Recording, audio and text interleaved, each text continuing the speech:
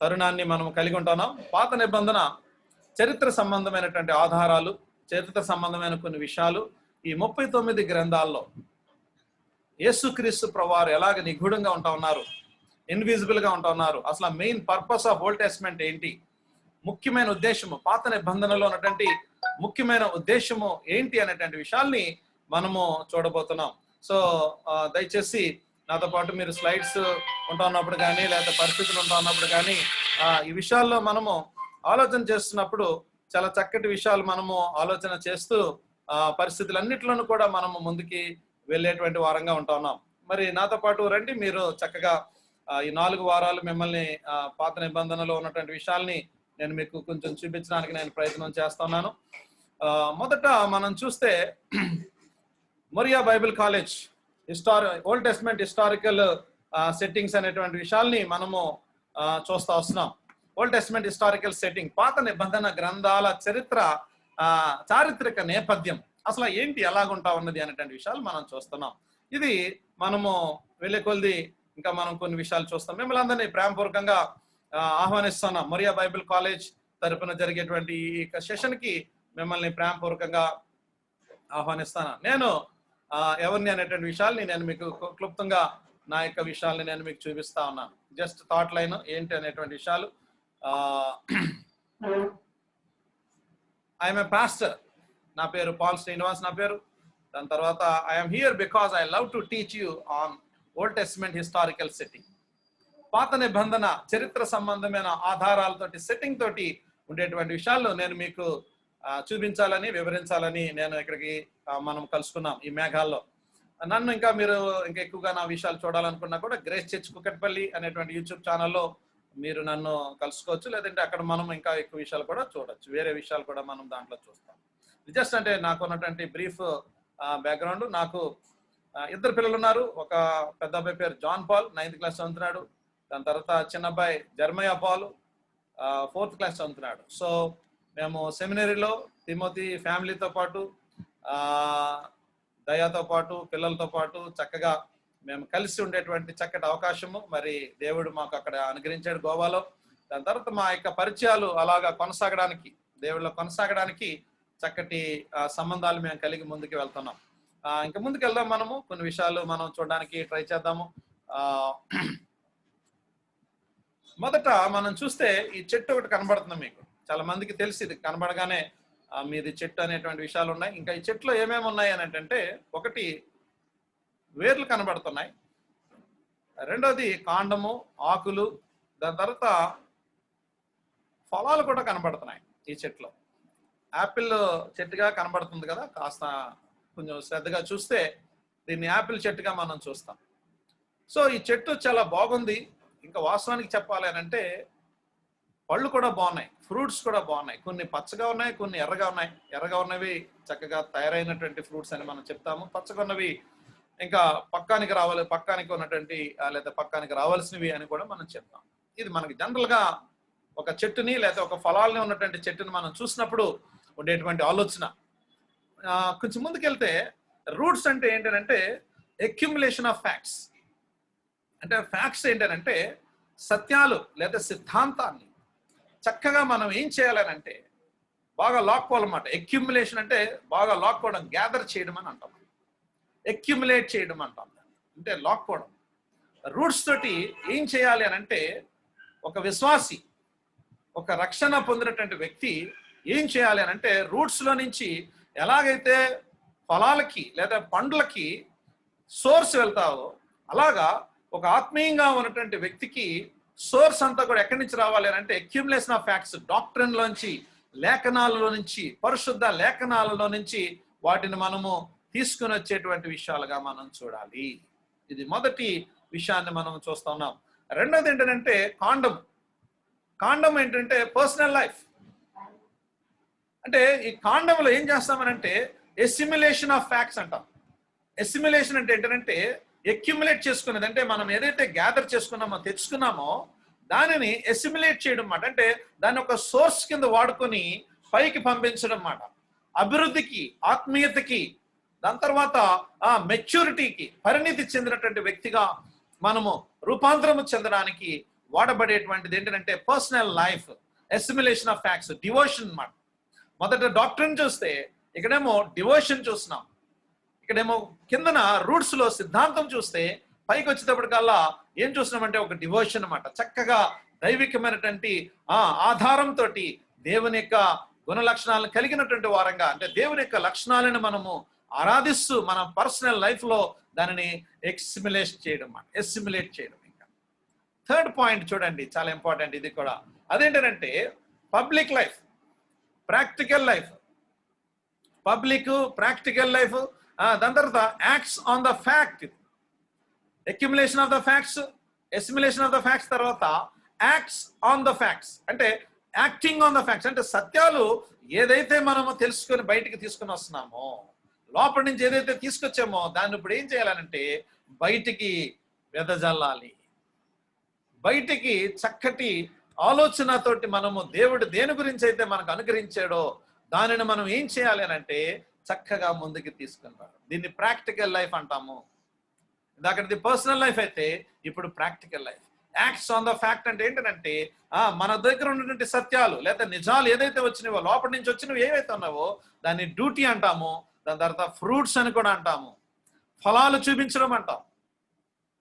చూడండి, చాలా సార్లు చెట్లకి ఫలాలు లేకపోతే మనకు తెలిసిన విషయమే, అదేంటండి అలాగుంది చెట్టు, ఫలాలు కాయవలసిన చెట్టు ఎలా ఉందో చూడండి అని అంటూ ఉంటాం. అలాగే మన జీవితాల్లో కూడా ఆత్మీయమైనటువంటి విషయాలను మనం అర్థం చేసుకుంటూ ఉన్నప్పుడు చాలా ప్రాముఖ్యమైనటువంటి సత్యం ఏంటంటే 3 విషయాలను మనం ఇక్కడ జ్ఞాపకం చేసుకోవాలి. ఒకటేమో సిద్ధాంతపరమైనటువంటిది లేదా లేఖనానుసారమైనటువంటి విషయాలని, సోర్స్ని మనం తీసుకోవాలి. దేన్ని బడితే దాన్ని తీసుకుంటే ప్రాబ్లం అవుతుంది. రెండోది ఏంటంటే తీసుకున్న దానిని చక్కగా జీవితానికి అన్వయించుకుంటూ ముందుకు తీసుకుని వెళ్ళాలి. అంటే దాని యొక్క సోర్స్ని తీసుకొని ఎసిమిలేట్ చేసుకుంటూ ముందుకు వెళ్ళాలి. అది దైనందిక జీవితంలో దేవునితో చక్కటి సంబంధం. అది రెండో భాగము. మూడో భాగం ఏంటంటే పబ్లిక్ లైఫ్, మనలో ఉన్న దానిని ఇతరులకి అందించేటువంటి విషయం. మన ఫలాలు ఇతరులకి అందించబడాలి అనేటువంటి గొప్ప తాపత్రయంతో ముందుకి సాగాలి అనేటువంటి విషయము మనం ఇక్కడ గమనించాలి. చాలా ఇంపార్టెంట్. చూడండి, అందుకనే నేను ఒక స్టేట్మెంట్ రాశాను. అదేంటంటే రూట్స్ బాగుంటే ఫ్రూట్స్ బాగుంటాయి. రూట్స్ బాగుంటే ఏం బాగుంటాయి? ఫ్రూట్స్ బాగుంటాయి. రూట్స్ బాగోలేదనుకోండి, రూట్స్ బాగోకపోతే ఫ్రూట్స్ బాగో. చాలా సార్లు మన యొక్క ఫ్రూట్స్ బాగోపోవడానికి గల కారణాలు ఏంటి అంటే రూట్స్ బాగోపోవడం. అంటే ఏదైతే సరైనటువంటి దాంట్లో మనము వేయలేదో అప్పుడు ఏం జరుగుతుంది అంటే దాంట్లో ఉన్నటువంటి ప్రాబ్లము, రూట్స్ ఎప్పుడైతే బాగోలేదో, అంటే సోర్సెస్ ఏదైతే బాగోలేదో వెంటనే దానికి ఎఫెక్ట్ ఏమవుతుంది అంటే ఫ్రూట్స్ మీదకి కూడా ఎఫెక్ట్ వస్తుంది, ఫలాల మీదకి ఎఫెక్ట్ వస్తుంది. వేర్లు బాగోకపోతే ఫలాలు కూడా బాగోవు. సో మనము ఈ యొక్క పాత నిబంధన గురించిన విషయాలు నేర్చుకుంటా ఉన్నప్పుడు, లేకపోతే తెలుసుకుంటా ఉన్నప్పుడు, ఆలోచన చేస్తున్నప్పుడు మనం చూడవలసింది ఏంటంటే ఏదైతే సోర్స్ మనకు వస్తుందో దాన్ని తీసుకుని మన జీవితంలోనికి అన్వయించుకుంటూ ఏం చేయాలంటే ఫలాలు అందించేటువంటి రీతిగా ఉండాలి. అనేక మందికి వెదజల్లేటువంటి రీతిగా ఉండాలి. అనేక మంది ఆశీర్వదించబడేటువంటి రీతిగా ఉండాలి. అనేక మంది మన ద్వారాగా ఏమవ్వాలి అని అంటే మన ద్వారాగా వారు అనేక మందికి ఆశీర్వాదకి కారణముగా మనము ఉండాలి. చాలా ప్రాముఖ్యమైనటువంటి విషయాలండి ఇది. ఎందుకనంటే ఏది పెడితే అది తీసుకోవడం వల్ల వచ్చేటువంటి సమస్య మనం ఇంకా వెళ్ళికొలది మనం తర్వాత చూస్తాము. వెళ్ళికొలది మనం ఇంకా దాంట్లో కూడా మనం చూద్దాం వెళ్ళికొలది. ఇది జస్ట్ జనరల్ ఇంట్రడక్షన్ లో జస్ట్ బ్రీఫ్ బ్యాక్గ్రౌండ్ మీకు ఇస్తా వచ్చాను. ఇంకా ముందుకు వెళ్దాం. కొంచెం ముందుకు వెళ్ళిన తర్వాత ఇంకా కొన్ని విషయాలు చూడడానికి ట్రై చేద్దాం. First let us know the difference between Old Testament and New Testament. పాత నిబంధన మరియు కొత్త నిబంధన మధ్య ఉన్న వ్యత్యాసాన్ని మనం చూద్దాం. అసలు పాత నిబంధన అంటే ఏంటి, కొత్త నిబంధన అంటే ఏంటి? మనం ఇంకా 4 వారాలు వెళ్తాం కాబట్టి చాలా విషయాలు మనం చూస్తాము. అయితే ఈవేళ మాత్రం కేవలము మీకు నెక్స్ట్ జరిగే 3 వారాలకు సంబంధించినటువంటి బ్యాక్గ్రౌండ్ మాత్రం ఇస్తాను.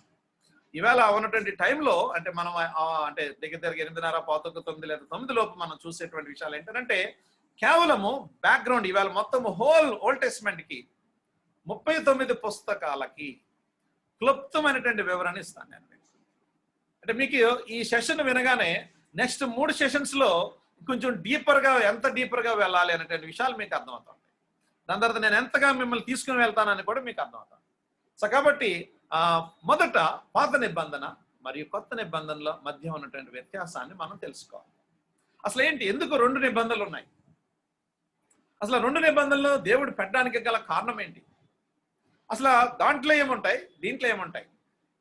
అసలు దాని గురించిన విషయాలు వివరణ ఏముంది, కొత్త నిబంధనకు సంబంధించిన వివరణ ఏముంది అనేటువంటి విషయాల్ని మనము ఈ యొక్క టైంలో మనం చూడడానికి ట్రై చేద్దాం. ఓల్డ్ టెస్ట్మెంట్, దాని తర్వాత న్యూ టెస్ట్మెంట్ కలెక్షన్స్, ఇవన్నీ కూడా. ఇవన్నీ నేనంటే బ్రీఫ్ బైబిల్ బ్యాక్గ్రౌండ్ ఇవ్వట్లేదు. నేనంటే బైబిల్ బ్యాక్గ్రౌండ్లోకి వెళ్ళి చాలాసేపు మనం మాట్లాడుకోవచ్చు, కానీ నాకు ఉన్నటువంటి టైంలో ఓన్లీ పాత నిబంధనకు సంబంధించిన విషయాలను మాత్రమే మీ మధ్యలోకి నేను తీసుకొని వస్తాను. మొదట పాత నిబంధన, దాని తర్వాత కొత్త నిబంధన. మొదట పాత నిబంధనలో ఎలా ఉండదు అనేటువంటి విషయాల్ని మనము చూడబోతున్నాం ఇక్కడ.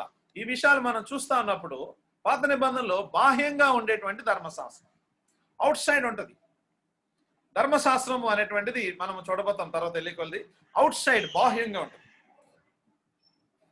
కొత్త నిబంధనలో అంతరంగంగా ఉండే ధర్మశాస్త్రం. అంటే ఇప్పుడు లా అనేది మనకేం చేయబడింది అంటే ఇన్సైడే పెట్టేసాడు దేవుడు.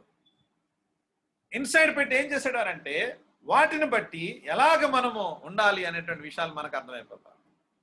చూడండి, పాత నిబంధనలో యాజకుడి ద్వారా మాత్రమే దేవునితో సంబంధం ఉంటుంది. అంటే త్రూ ఏంటి, యాజకుడు ఉండాలి, ప్రీస్ట్ ఉండాలి. యాజకుడికి వెళ్ళి చెప్పుకుంటే యాజకుడు వెళ్ళి మళ్ళీ అటేపు చెప్పడం, లేదంటే చేయడము పనులు ఇవన్నీ కూడా యాజకుడి ద్వారా మాత్రమే దేవునితో సంబంధం కలిగి ఉంటే, కొత్త నిబంధనలో దేవునితో వ్యక్తిగత దగ్గర సంబంధము మనం కలిగి ఉంటాం. చాలా క్లోజ్ రిలేషన్షిప్ ఉంది మనకి ఇప్పుడు. దాని తర్వాత దేవుని జ్ఞానము బోధించిన వారి ద్వారానే వచ్చేది. అంటే వారు ఏం చెప్తే అదే వాళ్ళు ఏం చెప్తే అది. కానీ కొత్త నిబంధనలో లోపల నివసించే పరిశుద్ధాత్మ మరియు వాక్యము ద్వారా దేవుని యొక్క జ్ఞానము మనము అందుకోగలుగుతా ఉన్నాము. అప్పుడు పాత నిబంధనలో ధర్మశాస్త్రం అంతా రాయబడలేదు. ఏదైతే దేవుడు ఉండేవాడో వారి ద్వారాగా మాత్రమే విషయాలు మనకి అవగాహనకి తీసుకుని వచ్చేది. వారు బోధించేవారు, వారు బోధించిన విషయాలు మాత్రమే ఉండేవి. కానీ కొత్త నిబంధనలో పరిశుద్ధాత్మ దేవుడు వాక్యము ద్వారాగా మనందరితోటి మాట్లాడి, ఎవరి అవకాశమో అవసరం లేదని అంటలేదు, కానీ మనతో డైరెక్ట్ గా దేవుడు మాట్లాడేటువంటి సోర్సెస్, ఛాన్సెస్ మనం చూస్తాం ఇక్కడ. దాని తర్వాత పాపాలకు తాత్కాలికమైనటువంటి పరిష్కారం ఏర్పాటు ఉంది అక్కడ. జస్ట్ అంటే టెంపరీ, వారు బలి అర్పించాలి, వారు పాపం నుంచి బయటికి రావాలి. మళ్ళీ ఒకవేళ ఇంకో తప్పు చేశారు అనుకోండి, మళ్ళీ వెళ్ళి బలి అర్పించాలి, మళ్ళీ పాపం నుంచి మళ్ళీ బయటికి రావాలి. ఇది అంటే తాత్కాలికమైనటువంటి పరిష్కారం. కొత్త నిబంధనలో మీకు తెలుసు, శాశ్వతమైనటువంటి పరిష్కారం ఏర్పాటు యేసుక్రీస్తు ప్రభువారు చేసినటువంటి బలియాగం ద్వారాగా, బలి అర్పణ ద్వారాగా మనకు వచ్చినటువంటి శాశ్వతమైనటువంటి పరిష్కారము ఏంటి అని అంటే నో మోర్ సిన్, పాపము లేకుండా పాపాలకి శాశ్వతమైనటువంటి పరిష్కారము మనము కొత్త నిబంధనలో మనం చూస్తాం. సహాయం ఏమీ లేదు పాత నిబంధనలో, సహాయం ఏమీ లేదు. అంటే సోర్సెస్ కానీ హెల్ప్ కానీ ఏమీ పెద్దగా లేదు. అంటే దేవుడు ఉన్నాడు, నేను అదంటకాడలే, కానీ మానవ పరిధిలో మనం చూస్తుంటే సహాయం ఏమీ లేదు. కానీ ఇక్కడ మనం చూస్తే దైవిక సహాయము, ప్రేరణ మరియు సామర్థ్యము దేవుడు కలగజేసి మన విషయాలన్నిట్లోనూ కూడా ముందుకి తీసుకొని వెళ్ళే విషయాలు, దేవుని పరిశుద్ధతను మరియు మనిషి యొక్క పాపపు స్వభావాన్ని చూపించడానికి రూపొందించబడింది పాత నిబంధన. దేవుడు గొప్పవాడు, దేవుడు పరిశుద్ధుడు, దేవుడు అలాంటి వాడు, ఇలాంటి వాడు, లేదా ఆయనకున్నటువంటి గుణలక్షణాలన్నీ కూడా దాంట్లో వివరించబడతా ఉంటాయి. మానవునిక పాపపు స్వభావాన్ని చూపించి రూపొందించబడింది. కానీ కొత్త నిబంధన రక్షించడానికి రూపొందించబడింది, క్రీస్తులో దేవుని పరిశుద్ధతను చూపిస్తా ఉంది. ఎంత అద్భుతమైన విషయం అండి, ఎంత అమోఘమైన విషయం. ఈ విషయం మనం ఆలోచన చేస్తున్నప్పుడు రక్షించడానికి రూపొందించబడింది, క్రీస్తులో దేవుని పరిశుద్ధతను చూపిస్తా ఉంది. అంటే మన పరిశుద్ధత లేదని కాదు, కానీ దేవుని పరిశుద్ధతను బట్టి యేసు క్రీస్తు ప్రభు వారి పరిశుద్ధతలో దేవుని పరిశుద్ధతను మనకి ఏం చేయబడుతుందంటే ఆపాదించబడి మనము ముందుకి వెళ్ళడానికి అవకాశం తీసుకుని వచ్చింది. విధేయత విశ్వాసాన్ని రుజువుపరుస్తుంది. ముందు ఏం చేయబడాలి? ఒబీడియన్స్. అబ్రహాం కేసులో మనం చూసామనుకోండి, పాత నిబంధనలో ఆయన మాట్లాడగానే ఈయన విధేయత చూపించాడు. విధేయత చూపించిన తర్వాత అప్పుడు విశ్వాసం రుజైంది. చాలా ఇంపార్టెంట్. మనం వెళ్ళి ఇంకా చాలా విషయాలు చూస్తాం. విధేయత విశ్వాసాన్ని రుజువుపరుస్తుంది. విధేయత లేకపోతే, అంటే ఒబీడియన్స్ లేకపోతే విశ్వాసానికి అర్థం లేదు పాత నిబంధనలో. మరి కొత్త నిబంధనలో విశ్వాసము విధేయత ద్వారా రుజువుపరచబడింది. అద్భుతమైనటువంటి స్టేట్మెంట్ అండి ఇది. విశ్వాసము విధేయత ద్వారా రుజువుపరచబడింది. ఫెయిత్ ముందు. ఇప్పుడు అక్కడేమో ఒబీడియన్స్ ముందు అయితే ఇక్కడేమో విశ్వాసము ముందు, విశ్వసించడము. అబ్బా అద్భుతం. ఇంకా ఉన్నాయి, చూద్దాం వెళ్ళికల్. సామూహికంగా ఉండేది. కార్పొరేట్ అంతా కూడా, సర్కిల్ అంతా కార్పొరేట్ సర్కిల్. అందరికీ కలిసి బలి అర్పణ, లేదా అందరూ కలిసి కుటుంబంగా వచ్చే, లేదా అది లేకపోతే మొత్తము సమూహంగా ఉండేటువంటిది అంతా కూడా. కొత్త నిబంధనలో వ్యక్తిగతమైనది. పాత నిబంధనలో సమూహం అని ఎందుకు అంటున్నామంటే, ఆకాను పాపం చేసినా సరే వారి కుటుంబాన్ని ఏం చేశారు అని అంటే, వారిని రాళ్ళతో కొట్టి చంపి కుప్పలుగా వేసేసారు. అక్కడ సిన్కి సొల్యూషన్ ఏంటంటే ఫ్యామిలీ లేకపోతే హోల్ జనరేషన్ అంతా కూడా, వారికి ఉన్నటువంటి వంశాలన్నీ కూడా వారిని తీసుకొచ్చి అక్కడ పెట్టి చేశారు. నాట్ ఓన్లీ ఆకాన్, మనం చాలా కేసెస్ ఉన్నాయి ఓల్డ్ టెస్ట్మెంట్ లో, వాళ్ళందరినీ తీసుకొచ్చి చేసినటువంటి విషయం. కానీ ఇక్కడ నువ్వు చేస్తే నీదే, నేను చేస్తే నాదే. ఇంకా చెప్పాలి అంటే వ్యక్తిగతమైనది, పర్సనల్ వ్యక్తిగతంగా ఉండేటువంటి విషయం. చూడండి, క్రీస్తు మరణంతో ముగిసింది అక్కడ పాత నిబంధనలో. క్రీస్తు మరణంతో ప్రారంభమైంది. అంటే నేను పాత నిబంధన అంటే ఆది కాండం నుంచి మాట్లాడట్లేదు. అంటే పాత నిబంధనలో ఓల్డ్ టెస్ట్మెంట్ ఎప్పుడు క్లోజ్ అయిపోయింది అని అంటే, యేసు క్రీస్తు ప్రభువారు రావడము, ఆయన మరణంతో, దాని యొక్క పునరుద్ధానంతో, ప్రభువారి యొక్క పునరుద్ధానంతో పాత నిబంధన మనం అక్కడతో ముగించుకున్నాము. కొత్త నిబంధన క్రీస్తు మరణంతో ప్రారంభమైంది, రెజరక్షన్. అందుకనే అపోస్తల కార్యాలు మనం చూస్తూ ఉంటే, అయ్యా మీరు ఎందుకు అలా చూస్తున్నారు, ఎలాగైతే ఆకాశమునకు కొనుపబడ్డాడో అలాగే మళ్ళీ ఆయన తిరిగి వస్తాడు. అబ్బా చూడండి, శుభప్రదమైన నిరీక్షణ కొత్త నిబంధన ప్రజలకి ఎలాగిస్తా ఉన్నాడో ప్రభువా. పాత నిబంధనతోటి మరణంతో ముగిస్తే, కొత్త నిబంధన మరణంతో ప్రారంభమైంది. చాలా ఇంపార్టెంట్ అండి డెత్ అనేది. న్యూ టెస్ట్మెంట్ డెత్ అనేది చాలా ఇంపార్టెంట్. దాని తర్వాత హీబ్రూలో బెరిత్, ఒప్పందం లేదా ఒడంబడిక అని అంటాం. పాత నిబంధనలో అంటే ఆ కవనెంట్స్ గురించి లేదంటే ఒడంబడిక గురించి మనం చేస్తే బెరిత్ అనేటువంటి పదం వాడబడింది. ఇక్కడ గ్రీక్ లో డైథెకే, చిత్తము, నిబంధన, వీలునామా. అంటే ఆ ఒడంబడిక ఒప్పందము ఎలాగంటే దేవుని యొక్క వీలుని మనము జ్ఞాపకం చేసేటువంటి విషయాలు తీసుకొస్తాం. దాని తర్వాత దేవుని యొక్క ప్రత్యక్షతను ప్రారంభిస్తుంది. పాత నిబంధనలో దేవుని యొక్క ప్రత్యక్షతను పూర్తి చేసింది. ఓల్డ్ టెస్ట్మెంట్ లో గాడ్ రివెలేషన్, వర్డ్ ఆఫ్ గాడ్ తోటి, దేవుని యొక్క మాటలతోటి, శాసనాలతోటి, ఆ విషయాలు ఈ విషయాలు, చేరాతతోటి, స్వరముతోటి, దర్శనాలతోటి, కళలతోటి, వీటితోటి ప్రారంభమై ప్రత్యక్షత అంతా కూడా దాంతో ప్రారంభమైతే, ఇక్కడేమో దేవుని యొక్క ప్రత్యక్షత పూర్తి చేసేసింది న్యూ టెస్ట్మెంట్. ఇంక నో మోర్ రివిలేషన్స్ అంటే ఇంకా ప్రత్యక్షతలు లేవు. మీరు ఆల్రెడీ లాస్ట్ క్లాసెస్, మీరు బిబ్యాలజీ క్లాసెస్ విన్నారు, మీరు పూర్తిగా మీరు దాంట్లో నేర్చుకుని ఉంటారు పూర్తిగా. అంటే ఈ ప్రత్యక్షత పాత నిబంధన ప్రారంభమైతే కొత్త నిబంధనలో ముగిసిపోయింది. నో మోర్ ప్రత్యక్షతలు. నాకు ఇంకేమి కొత్త ప్రత్యక్షతలు రావడానికి వీల్లేదు, ఎవరికి రావడానికి వీల్లేదు కూడా. ఒకవేళ వస్తున్నాయి అని అంటే అది అబద్ధము, తప్పు, లేదా అది వ్యక్తిగతమైనది కానీ బైబిల్ సంబంధమైనది కాదు. ఆల్రెడీ బిబ్యాలజీలో మీరు అవన్నీ నేర్చుకుని ఉంటారు. సో నేను అవన్నీ టచ్ చేయట్లేదు. జస్ట్ క్రీస్తును మెస్సియాగా ప్రవచించింది, ఒక ప్రాఫిట్ గా, ఒక మెస్సియాగా చూపిస్తారు. దాని తర్వాత క్రీస్తుని మెస్సియాగా ప్రదర్శిస్తుంది. ప్రవచిస్తున్నాం, ఇక్కడేమో ప్రదర్శన అంటే ఎగ్జిబిషన్. డైరెక్ట్ గా ఆయనే ఈమె వచ్చి ఏం చేశారు అనేటువంటి విషయాలు మనకి కొత్త నిబంధనలు మనకి తెలుసు.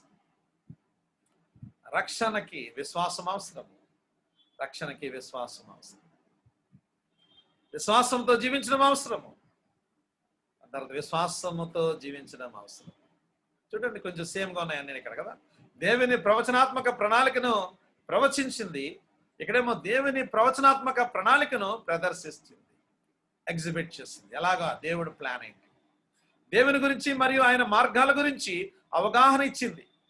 అంటే అసలు గాడ్స్ ప్లాన్ ఏంటి మానవుల పట్ల, అసలు దేవుడు ఎందుకు ఈ యొక్క సృష్టిని విశ్వాన్ని చేసి అసలు ఏంటి ఇదంతా అనేటువంటిది ఒక ప్లాన్ ఉంది మనకు అక్కడ. దేవుని గురించి మరియు ఆయన మార్గాల గురించి అవగాహన ఇచ్చింది పాత నిబంధన. కొత్త నిబంధనలో దేవుని గురించి మరియు ఆయన మార్గాల గురించి మరింత ఎక్కువ అవగాహన ఇచ్చింది. అక్కడ క్లారిటీ లేదు, ఇక్కడేమో యేసుక్రీస్తు ప్రభువారి ద్వారాగా ఫుల్ క్లారిటీ మనకుంది. అక్కడ వాళ్ళకి ఉన్నటువంటి క్లారిటీ తక్కువ ఉంది, ఇక్కడేమో మనకి ఫుల్ క్లారిటీ ఉంది. ఇంకా దేవుని సూత్రాలు మరియు సత్యాలను నమోదు చేసింది. సూత్రాలను మరియు సత్యాలను నమోదు చేస్తుంది. దేవుని సూత్రాలు మరియు సత్యాలను పునర్దాటించింది మరియు బలోపేతం చేస్తుంది. ఎగ్జాక్ట్ గా స్ట్రాంగ్ గా జస్ట్ ఇంకా కన్ఫర్మ్ అనేటువంటిది, అంటే ఇంకేమి తిరిగి లేదు అని చెప్పడం. అద్భుతమైనటువంటి విషయం అక్కడ మనం చూస్తాం. పాత నిబంధనలో క్రొత్త నిబంధన మరుగై ఉన్నది. మనకి కొత్త నిబంధన కనబడదు పాత నిబంధనలో, కానీ బట్ మరుగై ఉంది, ఇన్విజిబుల్ గా ఉంది లోపల. ఇక్కడేమో క్రొత్త నిబంధనలో పాత నిబంధన వెల్లడించబడింది, లేకపోతే వెల్లడిపరచబడింది లేదా. అంటే కొత్త నిబంధనలో పాత నిబంధనని అసలు మొత్తం అంతా కూడా మనం చూస్తాం అన్నమాట. వచనాలు కానీ ఎవరు వాడుకున్న న్యూ టెస్ట్మెంట్ లో ఉన్నటువంటి రైటర్స్ అందరూ కూడా పాత నిబంధనలో ఉన్నటువంటి విషయాల్ని ఎలాగ ఆమోదించారు. అలాగే కొత్త నిబంధన లేకుండా పాత నిబంధన పూర్తి కాదు. కొత్త నిబంధన లేకుండా పాత నిబంధన పూర్తి అయ్యే అవకాశాలు లేవు.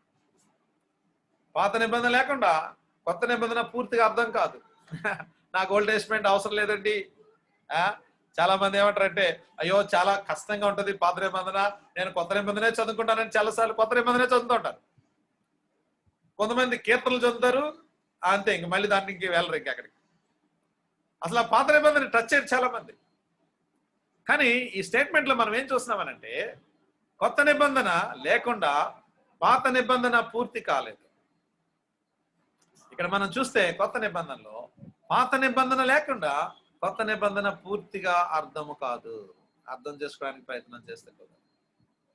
ఓకే, దాని తర్వాత దేవుడు, మనిషి, పాపము, రక్షణ మొదలైన వాటి గురించి సత్యాన్ని నొక్కి చెప్తుంది ఓల్డ్ టెస్ట్మెంట్ లో. దేవుడు, మనిషి, పాపము, రక్షణ మొదలైన వాటి గురించి సత్యాన్ని ధృవీకరించింది.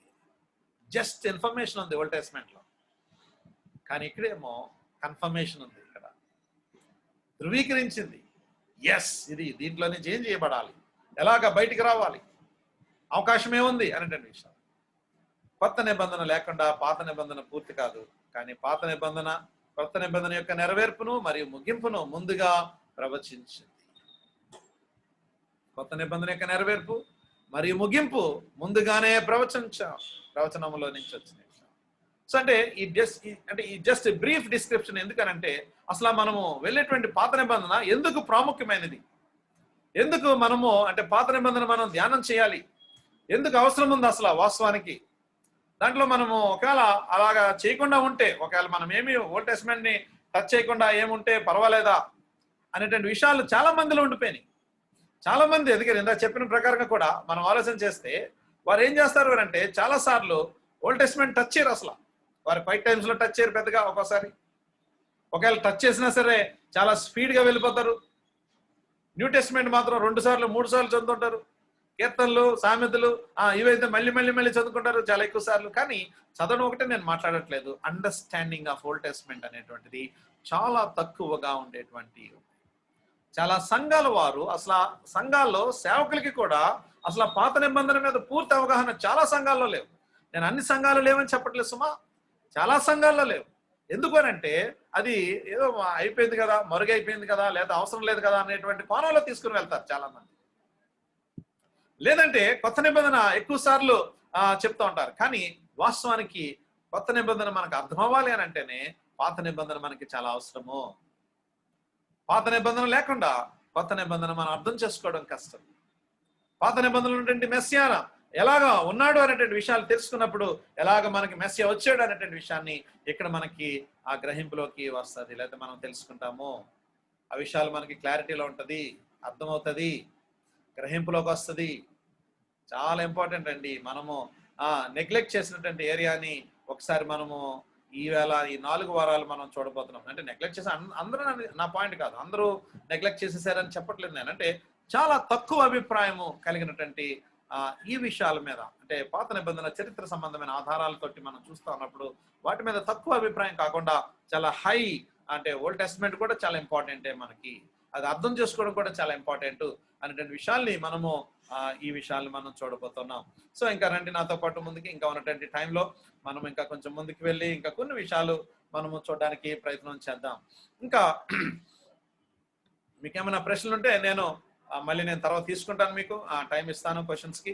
ఇక్కడ కొంత ఈవేళ నేను మీకు చెప్పిన ప్రకారంగా జస్ట్ అంతా ఈవేళ అంత టైంలోని కూడా మీకు ఓల్డ్ టెస్ట్మెంట్కి ఓవరాల్ బ్రీఫ్ బ్యాక్గ్రౌండ్ ఇస్తాను. జస్ట్ మొత్తం అంతా ఒక బ్రీఫ్ కాన్సెప్ట్ ఇస్తాను. దాని తర్వాత మనము నెక్స్ట్ వారాల నుంచి కొంచెం డీపర్గా మనం వెళ్ళడానికి ట్రై చేద్దాం. ఓకే, నిబంధనల గురించిన విషయాలు మనము ఈ స్లైడ్లో మనం చూస్తాం. నిబంధనలు, మొదటి నిబంధన మనం ఎక్కడ చూస్తామనంటే ఆదాము మరియు హవ్వల యొక్క సృష్టి లేకపోతే నిబంధనతోటి మనం చూస్తాం. ఒకసారి మనము ఆలోచన చేసే విషయాలు మనం చూడడానికి ప్రయత్నం చేస్తే, మీ దగ్గర బైబిల్స్ అవి ఉన్నాయని అనుకుంటున్నాను నేను. ఒకసారి బైబిల్ తీయండి, ఒకసారి జస్ట్ మనం థాట్ లైన్లో నుంచి మనం చూడడానికి ట్రై చేద్దాం. ఒకసారి మీ బైబిల్ మీరు దగ్గర పెట్టుకొని ఒకసారి మనము చూడడానికి ట్రై చేద్దాం. ఒకసారి ఆదికాండము, ఎందుకంటే బైబిల్ మనకి చాలా ప్రాథమికమైనది, ప్రామాణికమైనది కాబట్టి మనం ఒకసారి ఆ విషయాలు కూడా చూడడానికి ట్రై చేద్దాం. ఆదికాండము మొదటి అధ్యాయము 28వ వచనం చూడండి ఒకసారి. దేవుడు ఎలాంటి వాగ్దానాలు ఇస్తా ఉన్నాడు, ఎలాంటి ప్రామిసెస్ ఇస్తా ఉన్నాడు అనేటువంటి విషయాలు మనం అక్కడ చూడడానికి ట్రై చేయాలి. మొదట విషయం మనం చూస్తా ఉన్నప్పుడు ఒకసారి నేనే చదువుతాను, మీరు ఎవరైనా చదివే వాళ్ళు ఉంటే మంచిదే, కానీ ఒకవేళ అలా ఎవరైనా చదివినా పర్లేదు, లేదా నేనే చదువుతున్నాను. ఆదికాండము మొదటి అధ్యాయము 28వ వచనం. దేవుడు వారిని ఆశీర్వదించెను, ఎట్లనగా మీరు ఫలించి అభివృద్ధి పొంది విస్తరించి భూమిని నిండించి దానిని లోపరుచుకునడి, సముద్రపు చేపలను ఆకాశ పక్షులను భూమి మీద ప్రాకు ప్రతి జీవిని ఏలుడని దేవుని వారితో చెప్పను. ఒక విధంగా చెప్పాలి అంటే ఇది ఒక గొప్ప కమాండ్మెంట్ మాట, లేదంటే ఒక కమిట్మెంట్ మాట. దేవుడు మానవుడికి ఇచ్చినటువంటి ఒక నిబంధన లాగా మనం చూడొచ్చు దీన్ని. అంటే మీరు ఫలించి అభివృద్ధి పొంది విస్తరించి భూమిని నిండించి దాన్ని లోపరుచుకునడి. దేవుడు ఆది కాండంలోనే ఆదాము అవ్వతోటి ఇచ్చినటువంటి గొప్ప ప్రామిస్ ని మనం చూస్తాం. ఇప్పుడు ఇక్కడ ఈ ప్రామిస్ ని ఇలా చూసిన తర్వాత కొంచెం ముందుకెళ్ళి, అంటే మీకు తెలియని విషయాలు కాదు కానీ మీకు జస్ట్ కనెక్టింగ్ చేసేటువంటి థాట్ లైన్ ఇస్తా ఉన్నాను. చూడండి ఒకసారి, ఇక్కడ మనం అయిపోయిన తర్వాత దాని తర్వాత ఈ యొక్క 2వ అధ్యాయం మనం చూసిన తర్వాత ఈ 2వ అధ్యాయం చివరికి వచ్చేటప్పటికల్లా మనం ఏం చూస్తున్నామనంటే, దేవుడు సృష్టిని చేయడము అంతా అయిపోయిన తర్వాత పేర్లు పెట్టడము, భార్యను తీసుకురావడం అంతా అయిపోతుంది. మనకి 23లో మంచి ఒక పాట కూడా పాడతారు. 2వ అధ్యాయం 23వ వచనంలో ఆదాము మంచి పాట పాడతారు. అవగరించి నా ఎముకలలో ఎముక, నా మాంసంలో మాంసమా, ఇది నరుల్లో నుండి తీయబడిన కనుక నారి అనబడును అనేటువంటి ఒక మంచి సాంగ్, రొమాంటిక్ సాంగ్ కూడా పాడుకుంటారు వాళ్ళు. కానీ జరిగింది విషయం ఏంటంటే, ఇంత అద్భుతమైనటువంటి సృష్టిలో, ఇంత అద్భుతమైనటువంటి చక్కటి దేవుని యొక్క కార్యాల్లో, దేవుని యొక్క గొప్ప విషయంలో, దేవుడు చేసినటువంటి ఒక నిబంధనతోటి ఉన్నటువంటి విషయంలో ఏం జరిగిందయ్యా అంటే, 3వ అధ్యాయం రాగానే మనకి తెలిసిన విషయము, పాపము ప్రవేశించి అబద్ధాన్ని తీసుకొచ్చి అనుమానాన్ని తీసుకొచ్చి, అద్భుతమైనటువంటి సృష్టిలో జరిగినటువంటి విషయం ఏంటంటే, దేవుడు ఆదాముని అవ్వని, లేదా ఒక విధంగా ఆదాముని మొనార్కే చేసేటమాట. నీవు మొత్తం అంతా ఏలే అనేటువంటి విషయాన్ని తీసుకొని వచ్చిన తర్వాత 3వ అధ్యాయంలో సాతానుగాడు చేసిన విషయం ఏంటంటే, అబద్ధాన్ని తీసుకొచ్చాడు, అయోమయంలో పడేశాడు. దాని తర్వాత వారి మధ్యలో ఎడబాటుని తీసుకొచ్చాడు. మనకు తెలుసు అవన్నీ కూడా. స్త్రీ తన చెట్ల ఫలము మేము తినవచ్చును, అయితే తోట మధ్యలో ఉన్న చెట్టు ఫలము తినకూడదని దేవుడు మాకు చావకున్నట్లు వాటిని తినకూడదని, వాటిని ముట్టకూడదని మాకు చెప్పినని సర్పముతో అని 3వ వచనంలో 3:3లో 3:4లో మనం చెప్తాము. అందుకు సర్పము, మీరు చావనే చావరు, మీరు చచ్చిపోయేటువంటి అవకాశం ఏమాత్రమో. చూస్తానంటే అబద్ధం తీసుకొచ్చేసాడు. అబద్ధము, అయోమయము, అనుమానము, అబద్ధము, అయోమయము, అనుమానము. దాని తర్వాత కుటుంబం ఏమైందనంటే ఆగమ్య గోచరం అయిపోయింది. దేవునికి అందుబాటులో లేకుండా అయిపోయింది. పరిస్థితి తిరుగుబాటు వచ్చింది. దాని తర్వాత మళ్ళీ మనం కిందకి వెళ్ళిపోతే ఇంకా అంతా మనము సర్పము ఇవన్నీ మనకు తెలిసిన విషయాలు, అంటే జస్ట్ టచ్ లైన్ ఇస్తున్నాడు అంతే మీకు. దాని తర్వాత మనం 15వ వచనం దగ్గరికి వచ్చేదానికల్లా, 3వ అధ్యాయం 15వ వచనం దగ్గరికి వచ్చేదానికల్లా దేవుడు సర్పానికి ఇస్తున్నాడు, శిక్ష విధిస్తున్నాడు. సాతానికి, ఆదాముకి శిక్ష విధించాడు. తర్వాత 17కి వచ్చేదానికల్లా 16లోకి వచ్చేదానికల్లా స్త్రీకి లేదా అవ్వకి, అలాగే 17వ వచనం దగ్గరికి వచ్చేదానికల్లా ఆదాముకి శిక్ష విధించినట్లుగా మనం చూస్తున్నాం. కానీ 15వ వచనంలో ఒక అద్భుతమైనటువంటి హోప్ను కూడా కలగజేస్తున్నాడు. అక్కడ చూడండి ఒకసారి 15వ వచనం, 3వ అధ్యాయము 15వ వచనం. మీ బైబిల్ మీరు దగ్గర పెట్టుకుని ఎదురు పెట్టుకుని మీరు చూస్తూ ఉన్నారని నేను అనుకున్నాను. ఎందుకంటే మీరు నాకు కనబడతలేదు కాబట్టి, నేను మీరు ఎదురుగా ఉన్నారు, మీ బైబిల్ మీ దగ్గర ఉందని, మీ బైబిల్లో మీరు చూస్తున్నారని నేను అనుకుంటా ఉన్నాను.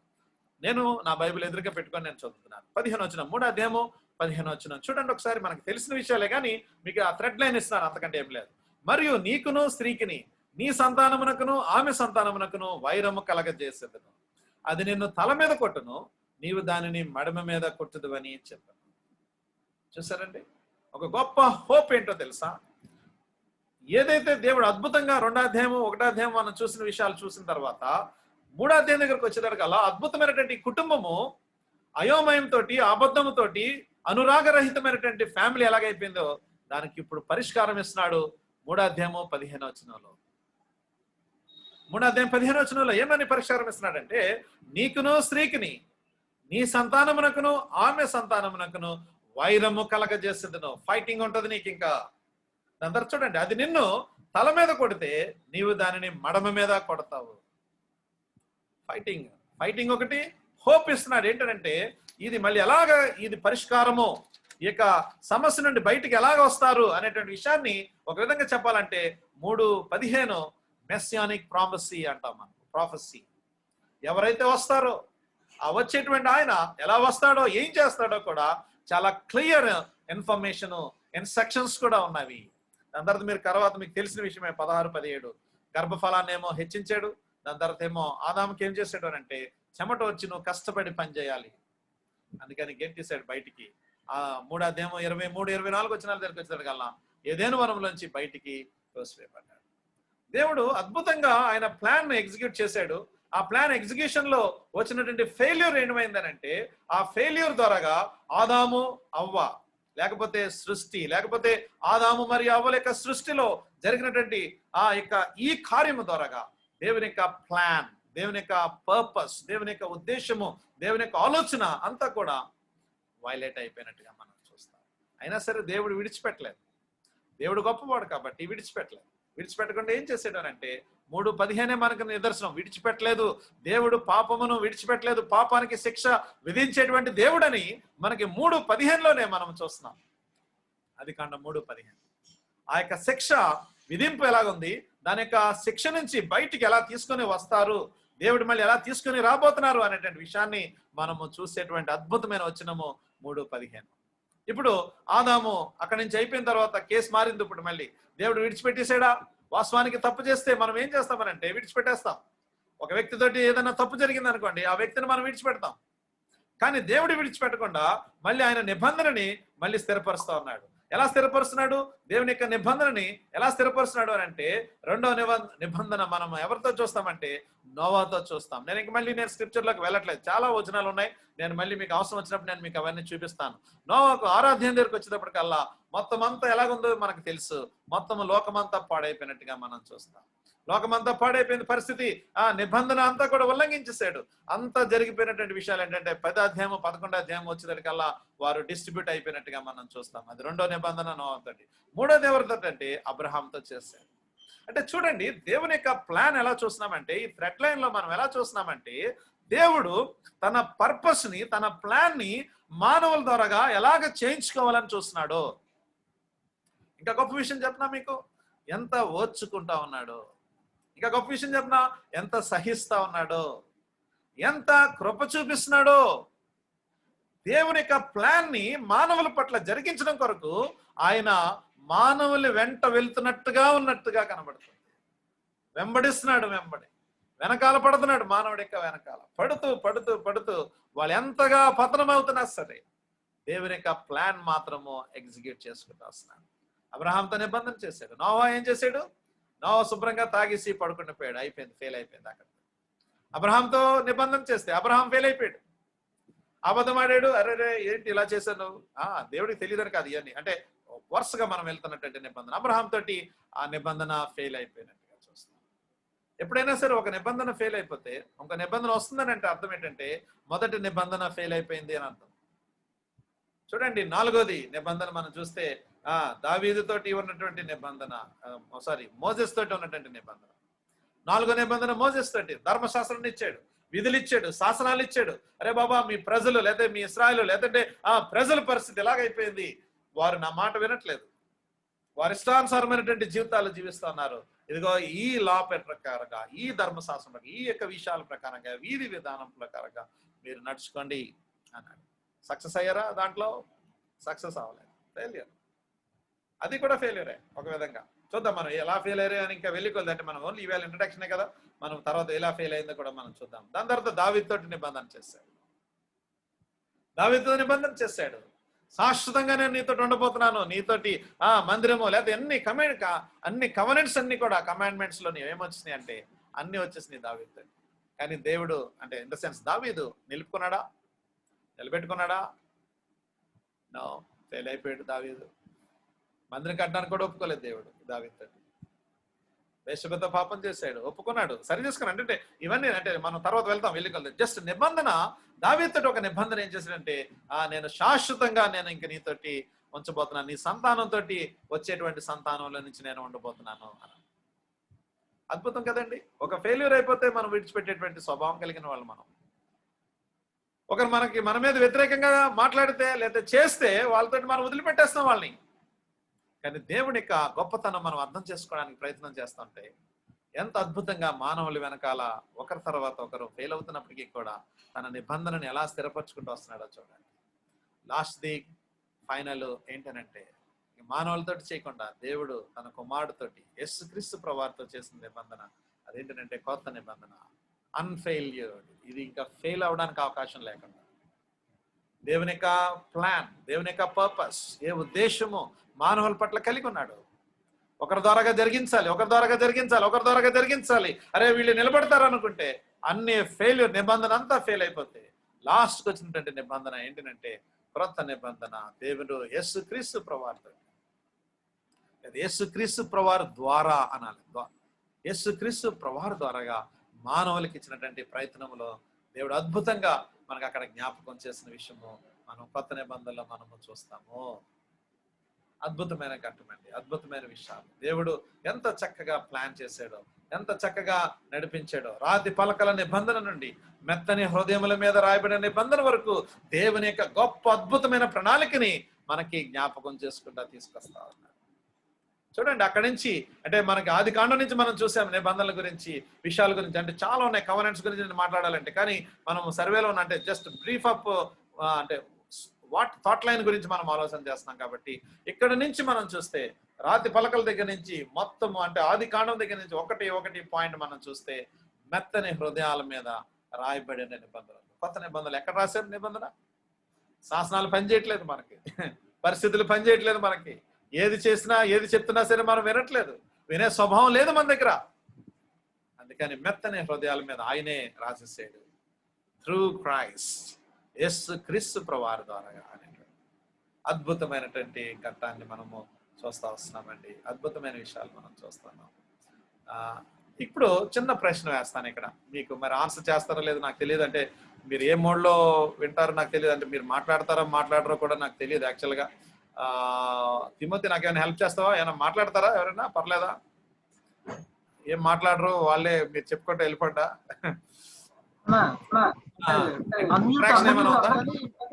మధ్యలో డిస్టర్బ్ అవుతుందేమోనని ఆలోచన. ఓకే అదే ఆ క్లారిటీ గురించి నేను చూసుకుంటాను. ఓకే నేనైతే లాస్ట్ లో మనం కనెక్ట్ చేస్తాం. చివరిలో Q&A కంటిన్యూ చూద్దాం. Okay thank you. సో అంటే ఇక్కడ ఆ ప్రశ్న ఏంటంటే అంటే మీకు అంటే యాక్చువల్గా మనము ఫిజికల్ క్లాసులు అయితే మీకు అడిగి మీతో ఆన్సర్ చెప్పించి ఉండేవాళ్ళము. అంటే చాలా సార్లు స్కిప్ అవుతూ వచ్చాను నేను. కానీ ఇక్కడ మనం కొంత ఆలోచన చేయాలి. అదేంటంటే పాత నిబంధనలో రక్షణ అసలు సాల్వేషన్ ఎలా ఉంది? ఓల్డ్ టెస్ట్మెంట్ లో సాల్వేషన్ ప్లాన్ ఎలాగ ఉండేది, అసలు ఎలా ఉంది మనకు? మీకు ఇంతకుముందు అంటే స్టార్టింగ్ లోనే నేను మీకు చూపించాను. అదేం చూపించానంటే ఓల్డ్ టెస్ట్మెంట్ న్యూ టెస్ట్మెంట్ కి డిఫరెన్సెస్ చూపించాను నేను. కానీ ఇక్కడ మనం చూస్తే పాత నిబంధనలో రక్షణ, సాల్వేషన్ ఇన్ ఓల్డ్ టెస్ట్మెంట్ అసలు ఎలాగా అంటే వాళ్ళు రక్షించబడ్డారు అని అంటే మనం ఎలా చెప్పగలం వాళ్ళని?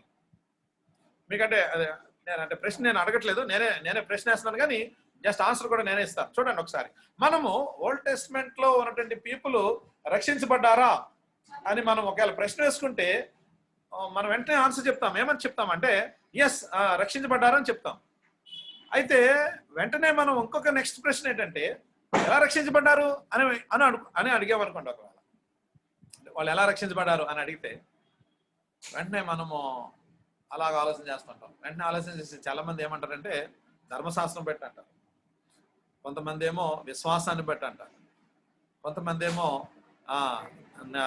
నిబంధనలన్నీ కూడా పాటించడం బట్టి అంటారు, కమాండ్మెంట్స్ అన్ని కూడా దేవుడు ఇచ్చిన కమాండ్మెంట్స్ అన్ని కూడా ఫుల్ఫిల్ చేయడం బట్టి అంటారు. కానీ వాస్తవానికి మనం చూస్తే వారు పాత నిబంధన అంటే, మనం కొత్త నిబంధనలో ఇప్పుడు మిమ్మల్ని అడిగాం అనుకోండి, ఒకవేళ అంటే మిమ్మల్ని కానీ నన్ను కానీ ఇదే ప్రశ్న అడిగాం అనుకోండి, ఏమని నువ్వు రక్షించబడ్డావా అని అడిగితే ఏమని సమాధానం చెప్తాం? వెంటనే చెప్తాము, ఎస్ రక్షించబడ్డామని చెప్తాం.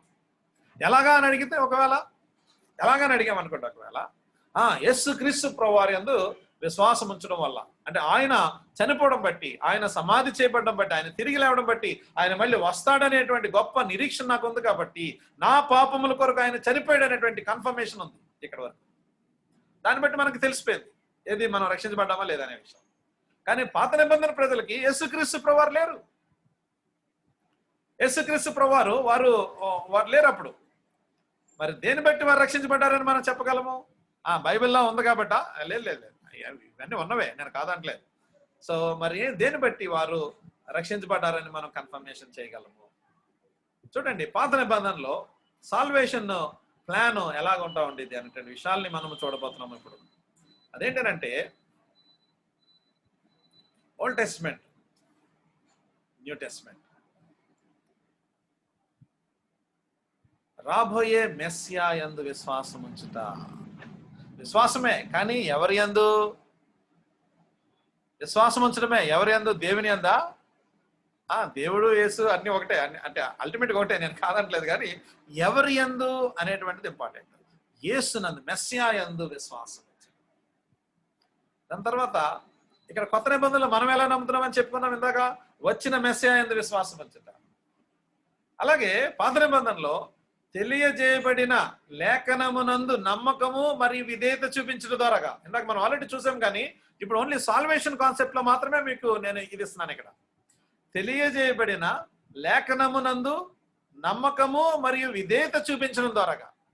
ఎక్కడ మనం చూసాము ఈ వచనము? చూద్దాం మనము. తెలియజేయబడిన లేఖనమునందు నమ్మకము మరియు విధేయత చూపించడం వల్ల కొత్త నిబంధనలు కూడా. కానీ తెలియజేయబడిన లేఖనము దేని యందు విశ్వాసము అని అంటే, సిలువ కొరకైనటువంటి ఎదురు చూచుట. అదేంటండి, వారు సిలువ ఎక్కడ విన్నారు? అసలు సిలువలో చనిపోతారని ఎక్కడ చెప్పబడింది అక్కడ? అంటే ఇది సిలువ కార్యమును చూచి మనం కొత్త నిబంధన. ఆది కాండము 3:15 అన్నిటికి రూట్ కాజు. జెనసిస్ 3:15 రూట్ కాజు. తల మీద కొట్టడము, మడి మీద కొట్టడము. అంటే ఒక విధంగా ఓల్డ్ టెస్ట్మెంట్ లో వారు బిలీవ్ చేయవలసింది ఎవరిని అని అంటే, ధర్మశాస్త్రాన్ని బిలీవ్ చేస్తారు, నేను కాదంటలేదు. శాసనాలను నమ్మాలి, చెయ్యాలి, అది కూడా కాదంటలేదు. కానీ వారు నమ్మవలసింది వాక్యాన్ని. వాక్యం అంటే ఏంటండి అని అంటే 3:15లో ఏ దేవుడైతే ఎవరి గురించి అయితే మాట్లాడారో దాని యందు వారు విశ్వాసం. కామెంటేటర్స్ నేను 2-3 కామెంటేటర్స్ నేను చదివినప్పుడు నాకు వాళ్ళు ఇచ్చినటువంటి ఎక్స్ప్లెనేషన్ ఎలా ఉందంటే, వాళ్ళు అనుకున్నారంట, ఎవరు అనుకున్నారంటే ఆదాము అనుకున్నాడంట. ఏమనుకున్నాడంటే, ఆది కాండము 3:15లో ఏముందంటే, నీకును స్త్రీకిని, నీ సంతానమునకును ఆమె సంతానమునకు వైరము కలగజేస్తాను, అది నిన్ను తల మీద కొడితే నీవు దాన్ని మడిమ మీద కొడతావు అని ఉంది కదా 3:15 ప్రకారంగా. ఆదాము ఏమనుకున్నాడంటే, ఈమె నాకు ఆదాము అంటే సారీ అవ్వ నాకు ఇచ్చే కదా నువ్వు, ఈ అవ్వ ద్వారాగా వచ్చేటువంటి కొడుకు లేకపోతే వచ్చినటువంటి వ్యక్తి ఏం చేస్తాడంటే ఈ సర్పాన్ని కొట్టేస్తాడు, లేకపోతే ఈ సైతాన్గాడు మమ్మల్ని మోసం చేశాడు, ఈ సైతాన్గాడు ఇలాంటివన్నీ చేసిన దానివల్ల వాడిని కొట్టి చంపిన తర్వాత మళ్ళీ దేవునితో మా సంబంధం తిరిగి కలిసిపోతుంది అని అనుకున్నాడంట. మరి నెరవేరిందా అంటే, ఆదాము నుంచి కిందకి మనం 4వ అధ్యాయంలోకి వెళ్తే, ఆదాము తన భార్య అయిన హవ్వను కూడినప్పుడు ఆమె గర్భవతి కయ్యను కని వచ్చింది. మరి వాళ్ళు కొట్టారా అంటే కొట్టలేదు. అంటే కొడతారు, వస్తాడు అనేటువంటి గొప్ప నమ్మకము ఆదాముకి కలిగింది 3:15లో. చాలా ఇంపార్టెంట్ అండి ఇది. Believing the scripture, believing in Messiah. ఒక ఆయన వస్తాడు, అది స్త్రీ సంతానములోంచి వస్తాడు అనేటువంటిది నీకును స్త్రీకిని, నీ సంతానమునకును ఆమె సంతానమునకును వైరము కలగజేస్తాడు. సో ఈ పాయింట్లో వారు ఏం చేశారంటే సాల్వేషన్ డిపెండ్ ఎక్కడైందంటే వాళ్ళ మీద ఎలా ఆధారపడింది అంటే వాక్యము మీద, లిటరల్ మీనింగ్ మాట, లిటరల్ వర్డ్ ఆఫ్ గాడ్ మీద వాళ్ళు నమ్మకం ఉంచారు. వచ్చేటువంటి ఆయన మీద ఎవరైతే వస్తారో కొడతారో ఆ కొట్టిన ఆయన వస్తాడు, కొట్టి ఆయన వస్తాడు అని నమ్మకం. దాని మీద నుంచి వారు నమ్మకం పెట్టారు. అయితే మరి జరిగిందంటే జరగలేదు, కానీ ఆదాము నమ్మాడు, వస్తాడు ఒక ఆయన కొడతాడు. మరి వాళ్ళు ఏం చేశారంటే తర్వాత తరానికి అందించారు, తర్వాత తరం మళ్ళీ తర్వాత తరానికి అందించారు, తర్వాత తరం మళ్ళీ తర్వాత అందించారు. ఒక ఆయన వస్తాడంట, కొడతాడంట. దాని తర్వాత ధర్మశాస్త్రం, ఇంకా మనం ఆల్రెడీ నిబంధనలు మనం చూసాం. అంటే ఇవన్నీ కూడా థ్రెడ్ లైన్ మాట, ఇదంతా కూడా సాల్వేషన్ కి. అంటే ఈ బిలీఫ్ మెస్సియాన్ ఇన్విజిబుల్ క్రైస్ట్ ని వారు నమ్మేటువంటి తీరుని మనం చూస్తే వారు ఆ విషయాలు అలాగ వెళ్తున్నప్పుడు ఆ థ్రెడ్ లైన్ లో ఎక్కడ వచ్చారంటే ఏదైతే ఆ దేవుడు వాగ్దానం చేశాడో ఆ వాగ్దానం ఎక్కడ జరిగిందంటే గలతీ 4:4 మనం చూస్తాం. అంటే జరిగిపోయిన తర్వాత మళ్ళీ పౌలు రాస్తున్నాడు ఇక్కడ. గలతీ 4:4 ఏం చూస్తాము?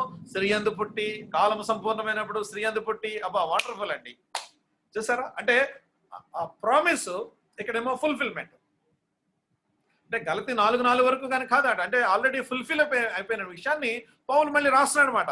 స్త్రీ అందు పుట్టి, ఇక్కడేమో 3:15 ఏ స్త్రీ అందు అయితే పుట్టాలో ఆ స్త్రీ అందు ఇక్కడ కూడా మనకి 4:4 కనెక్ట్ చేస్తున్నాడు. 4:4 కనెక్ట్ చేసి ఏమంటున్నాడంటే ఆ విషయాలను తీసుకుని వస్తున్నాడు. ఓకే, ఎస్, సాల్వేషన్ ఎక్కడి నుంచి వచ్చింది? ఓల్డ్ టెస్టమెంట్ పీపుల్ సేవ్ అయ్యారు అని అంటే విశ్వాసము, ఇవన్నీ మీరు చెప్పిన ఆన్సర్స్ రైటే. ఒకవేళ చెప్తే టైం ఇచ్చుంటే చెప్పుంటే అలాగా అయి ఉండేది. కానీ మ్యాటర్ ఏంటంటే దానికంటే ప్రాముఖ్యమైనది 3:15 మెస్సియాని వారు సంపూర్ణంగా విశ్వసించడం, వచ్చేటువంటి ఆయన ఎలా వస్తాడు అనేటువంటి విషయాలు జ్ఞాపకం చేసుకోవాలి.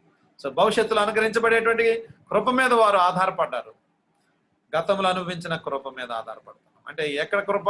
సిలువలో చేసిన సిలువ త్యాగాన్ని బట్టి ఆ కృప ద్వారాగా దేవుడు మనకిచ్చినటువంటి భాగ్యం మీద మనము ఆధారపడుతున్నాము. ఆ విషయాలు మనం అర్థం చేసుకోవడానికి ప్రయత్నం చేస్తున్నాం.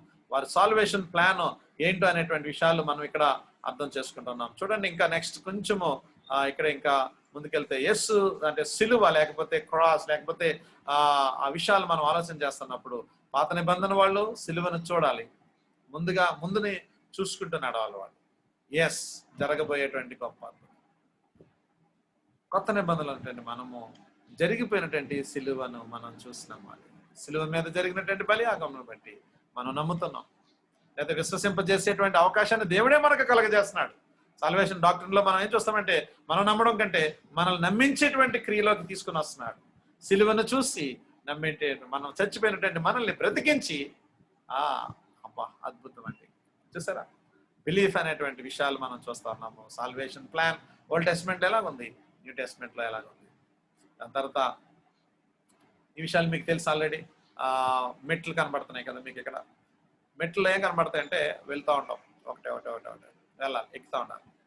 పాత నిబంధనలో సాల్వేషన్ ప్లాన్ లో వారికి ఏముందనంటే ధర్మశాస్త్రము అని ఇందాక ఎవరైనా చెప్పుంటే ఆన్సరు, లేదంటే ఆ నిబంధనలు అని ఏదైనా చెప్పుంటే అవన్నీ కూడా ఏంటంటే దగ్గరగా 612 నిబంధనలు ఇచ్చాడు దేవుడు వాళ్ళని చేయమని. మోషేకి ఇచ్చినటువంటి రాతి పలకలు అక్కడి నుంచి చెప్పినవన్నీ మీరు ఒకవేళ ఆలోచన చేస్తే మనకు తెలిసిన విషయాల్లో 612 నిబంధనలు ఉన్నాయి. ప్రతిసారి ఏం చేస్తా ఉన్నారు మానవులు అంటే ఇశ్రాయేల్ ప్రజలు ఏం చేస్తున్నారంటే ఒక్కొక్క నిబంధన ఎక్కుతూ ఉన్నారు, పడిపోతున్నారు, ఒక్కొక్కటి ఎక్కుతున్నారు, పడిపోతున్నారు, అసలు ఫెయిల్యూర్ అయిపోతున్నారు. వాళ్ళకి వర్కౌట్ అవ్వట్లేదు అన్నమాట. అంటే వర్కౌట్ అంటే దాని మీనింగ్ ఏంటంటే చేయలేకపోతున్నారు, ఫుల్ఫిల్ చేయలేకపోతున్నారు. 612. చూడండి ఒకసారి ఒక వచనం నేను మీకు ముందు తీసుకుని వస్తాను. ఎస్కేల్ గ్రంథము 20:25 చూస్తే, నేను యెహోవానని వారు తెలుసుకున్నట్లు వారు విస్మయము నొందింపవలనని అనుకూలము కాని కట్టడలను తాము బ్రతుకుటకు ప్రయోజనము కాని విధులను వారికి ఇచ్చితిని. ఇదేంటండి ఇలా మాట్లాడు ఇక్కడ ఎస్కేల్లో? అంటే ధర్మశాస్త్రం ఇచ్చాడు, ధర్మశాస్త్రాన్ని చేయమన్నాడు, చేసిన తర్వాత ఇలా చేయాలి అలా చేయాలని చెప్పాడు. మళ్ళీ ఎస్కేల్ దగ్గరికి వచ్చేటప్పటికల్లా ఏమంటున్నాడు అని అంటే వారు చాలా క్లియర్ గా చెప్పేస్తున్నాడు. అక్కడ ఏమని చెప్తున్నాడు అని అంటే, నేను యెహోవానని వారు తెలుసుకున్నట్లు వారు విస్మయము నొందింపబలినని. చూడండి, ఒకటేమో యెహోవానని తెలుసుకోవాలంట, రెండోదేమో విస్మయం పొందాలంట. విస్మయంకి స్టన్ అవ్వాలంట, ఇంగ్లీష్ లో ఆశ్చర్యం అయిపోవాలంట. నొందింపవలనని చూడండి ఏం చేశాడంటే అనుకూలము కాని కట్టడలను తాము బ్రతుకుటకు ప్రయోజనము కాని విధులను వారికి ఇచ్చింది. దానివల్ల వారు వర్కౌట్ అవ్వలేదంట. ఆఖరికి వర్కౌట్ అవ్వలేనివే ఇచ్చాడంట. మనం మీరు క్వశ్చన్స్ ఉంటే తర్వాత డిస్కస్ చేద్దాము. నేను ఆ టైంలోకి వెళ్తా ఉన్నాను. ఇక్కడ అంటే ఎన్ని ప్రయత్నాలు చేస్తూ ఉంటుంటే అన్ని ప్రయత్నాల వల్ల వాళ్ళకి వర్కౌట్ అవ్వట్లేదు. ఎక్కుతున్నారు, పడిపోతున్నారు. ఒక 10 మెట్లు ఎక్కేవారు అనుకోండి, ఒకవేళ 11వ మెట్టు దగ్గర పడిపోతూ ఉంటారు. ఏదో మళ్ళీ దొంగతనం చేసాడు, మళ్ళీ లేదా ఇంకోటి ఏదో అబద్ధం ఆడాడు, లేదా ఇంకోటి ఏదో చేసాడు. అంటే ఆ నిబంధనలు అన్నీ నెరవేర్చడానికి వాళ్ళ దగ్గర సోర్స్ సరిపోవట్లేదు. ఇప్పుడు చూడండి, కొత్త నిబంధనకు వచ్చేటప్పటికల్లా దేవుడు ఏం చేస్తున్నాడంటే, రోమపత్రిక 3:19-22 మనం చూస్తే ఇట్లా ఉండగా, అంటే నేను కాంటాక్ట్ నుంచి మధ్యలో తీసుకొస్తున్నాను. యాక్చువల్గా ఎక్స్పోజిషన్ మనం చేసేటప్పుడు మధ్యలో ఆ పిక్చర్ తీసుకొచ్చినట్టు దాని ముందు కూడా చెప్పాలి మనం యాక్చువల్గా. కానీ ఇక్కడ మనము 3:19-22 వచ్చేసరికల్లా ఇట్లా ఉండగా, అంటే ఎట్లుండగా ధర్మశాస్త్రం గురించి మాట్లాడుతున్నాడు ఒక పక్క నుంచి, పాపం గురించి మాట్లాడాడు మొదటి అధ్యాయంలో. దాని తర్వాత దేవుడు ఎంత గొప్పవాడో మాట్లాడాడు, గొప్పతనం గురించి మాట్లాడిన తర్వాత అంత గొప్పతనము, ఇంత గొప్ప దేవుడు ఇంత అవకాశం ఇస్తే మానవుడు ఏం చేశాడంటే పాపానికి అలవాటు పడిపోయి దేవుడికి దూరం అయిపోయాడని మనం మొదటి అధ్యాయం 2 అధ్యాయంలో మనం చూస్తాం. 3వ అధ్యాయం దగ్గరికి వచ్చేసరికల్లా ఏమంటాడంటే, ఇప్పుడు అదే పౌలు ఏమంటాడంటే ఇక్కడ ఇట్లా ఉండగా ధర్మశాస్త్రమునకు వేరుగా, చూడండి చాలా ఇంపార్టెంట్ వర్డ్, ధర్మశాస్త్రానికి వేరుగా దేవుని నీతి బయలుపరచబడుచున్నది. దానికి ధర్మశాస్త్రమును ప్రవక్తలను కూడా సాక్ష్యం ఇచ్చుచున్నారు. చూడండి, అంటే నీతి, దేవుని నీతి వేరుగా బయలుపరచబడుతుందంట.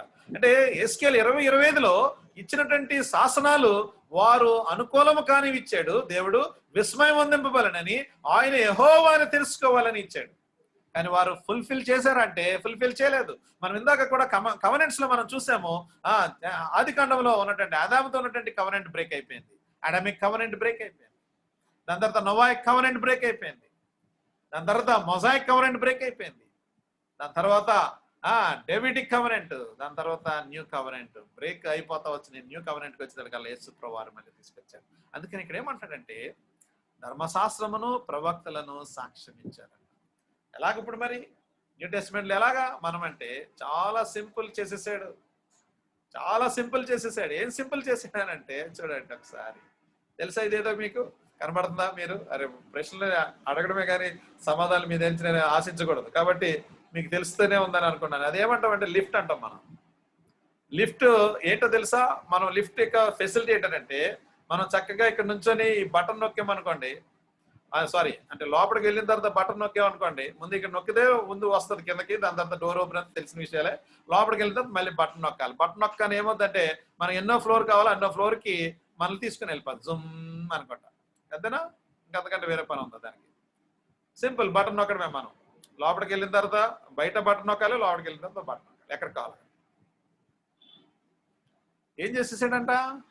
612 ఏం చేశాడంటే, ఎక్కలేనటువంటి పరిస్థితుల్లో మనల్ని ఏం చేశాడనంటే డైరెక్ట్ గా ఎక్కించేసాడు, లిఫ్ట్ లో తీసుకెళ్ళాడు. ఎవరో ద్వారాగా? యేసుక్రీస్తు ప్రభువారి యొక్క సిలువ మరణం ద్వారాగా, ఆయన చేసిన బలిహర్పణ ద్వారాగా.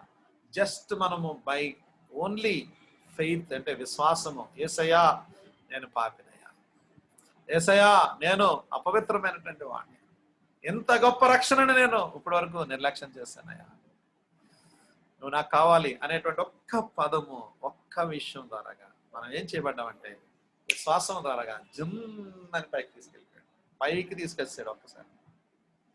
అదే ఇక్కడ రోమపత్రిక 3:19-22 ప్రకారం ఇట్లుండగా పరిస్థితులు ఎలాగ ఉండగా దేవుడు ఏం చేసాడు అనంటే, ధర్మశాస్త్రమునకు వేరుగా దేవుని నీతిని బయలుపరచబడింది. ధర్మశాస్త్రం కాకుండా వేరే మీన్స్ ను ఉపయోగించాడు దేవుడు.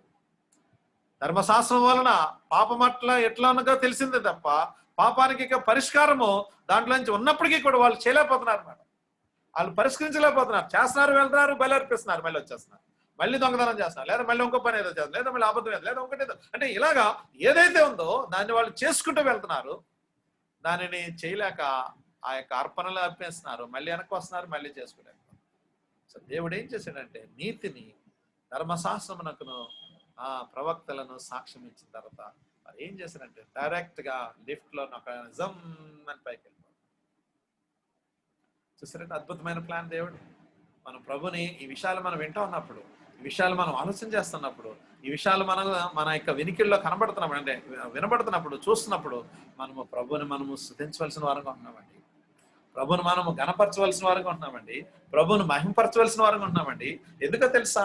అరే ఏం అర్హత ఉంది నాకు, ఏమి అసలు ఆ విషయాలు ఉన్నాయి నా పట్ల, ఎంత అద్భుతమైనటువంటి ప్లాన్ కలిగి ఉంటావు అన్నాడు దేవుడు.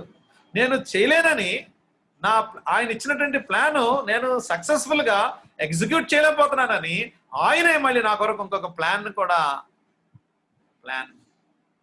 పెట్టాడు. నిజంగానండి మన కళ్ళు చెమ్మగిల్లాలి, మన హృదయాలు కదలాలి, మన హృదయాలు స్పందించాలి. ప్రభువా సాల్వేషన్ గురించి మీరెంత ప్లాన్ లో జెనసిస్ 3rd చాప్టర్ నుంచి కూడా మానవులందరి పట్ల అంటే దేవుడు ఉన్నటువంటి విషయాల్లో నుంచి మీరు ఎంత చక్కగా ప్లాన్ లో నడిపించుకుంటూ వస్తున్నారు. నా పట్ల ఎంత అద్భుతమైనటువంటి కార్యాలు మీరు చేస్తూ వస్తున్నారు ప్రభువా, మీకు వందనాలని చెప్పగలమా? మనం ప్రభుని మనం స్తుతించగలమా? గొప్ప చేయగలమా? మహింపరచగలమా? మహింపరుస్తున్నామా? ప్రభువా నా పట్ల ఎంత ఉన్నతమైనటువంటి ప్లాన్ మీరు కలిగి ఉంటున్నారు, నా పట్ల ఎంత ఉన్నతమైనటువంటి ప్రణాళిక కలిగి ఉంటున్నారు. అద్భుతమైనటువంటి ఆశీర్వాదానికి నన్ను వారసుడిగా చేశారు, మీ పరసంబంధమైన భాగ్యానికి నన్ను పిలిచారు. ఎంత ధన్యుడిని ప్రభువా. నేను చేయలేనటువంటి విషయాల్ని, నా వల్ల కాలేనటువంటి విషయాలు, నా వల్ల జరగని విషయాల్ని మీరు నా చేత మీరు చేసి నన్ను ఆపాదించారు. సింపుల్ గా నా పైన దాన్ని మార్చేశారు, సింపుల్ గా వేసేసారు నా మీద. ఎంత ధన్యులం ప్రభువా అని చెప్పగలను. రాత్రికాల సమయంలో మనం ఆలోచన చేస్తున్నాం, ప్రభువా మీకు వందనాలని చెప్తాం, కృతజ్ఞతలు చెల్లిద్దాం, గణపరుద్దాం, మహిమపరుద్దాం, ప్రభుని ఆరాధన చేద్దాం. ఇంకా ముందుకెళ్దాం, ఉన్నటువంటి సమయం ఇంకా నాకు కొంత టైం ఉంది. ఇంకా మీకు కొంచెం క్లియర్ గా చెప్పాలనేటువంటి తాపత్రయము, కొంచెం ఇంకా స్పష్టంగా మీకు అర్థం చేయాలనేటువంటి తపన, అంతకంటే ఏం లేదు. దీనికి నేను మళ్ళీ నెక్స్ట్ వస్తాను, నేను నెక్స్ట్ కమింగ్ టైంలో నేను వస్తాను. ఒకసారి జస్ట్ జనరల్ గా మీకంటే మళ్ళీ వచ్చినప్పుడు ఎలాగ వచ్చినప్పుడు అక్కడ వస్తాను. ఒకసారి జస్ట్ జనరల్ గా మనం చూస్తే కొంత setup the nations of Genesis 10th chapter లో వాళ్ళు అప్పుడు ఉన్నటువంటి నేషన్స్ లో ఎలా ఉంటా ఉన్నారు వాళ్ళు, దానికి విషయాలు అక్కడ ఎక్కడెక్కడ వాళ్ళు సెటిల్ అయిపోయారు, థింగ్స్ అన్ని కూడా, ఇవన్నీ కూడా మనము అంటే ఈ స్లైడ్ లో మనం చూస్తాం. దాని తర్వాత నేను మళ్ళీ అంటే ఈ స్లైడ్కి నేను మళ్ళీ వస్తాను. యాక్చువల్గా ఇది దీనికంటే ముందు చెప్పే విషయాలు ఉన్నాయి. ఒకసారి వాళ్ళు ప్యాట్రాక్స్ అంటాం, మనం అబ్రహాం తోటి మనం స్టార్ట్ అయిన తర్వాత వాళ్ళని ప్యాట్రాక్స్ అంటాం, పూర్వీకులు అని, లేకపోతే తెలుగులో అలాంటి పదాలు వస్తాయి. వాస్తవానికి వాళ్ళకి ఏజ్ లైన్ మనం చూస్తుంటే ఒకసారి వాళ్ళు ఆడమ్ దగ్గర మనం చూస్తే 930 సంవత్సరాలు బ్రతికాడు ఆయన, ఆదికాండం 5:5లో. అంటే చూడండి, అంటే వాళ్ళ లైఫ్ స్పాన్ మనకు ఎలాగుందో చూడండి ఒకసారి.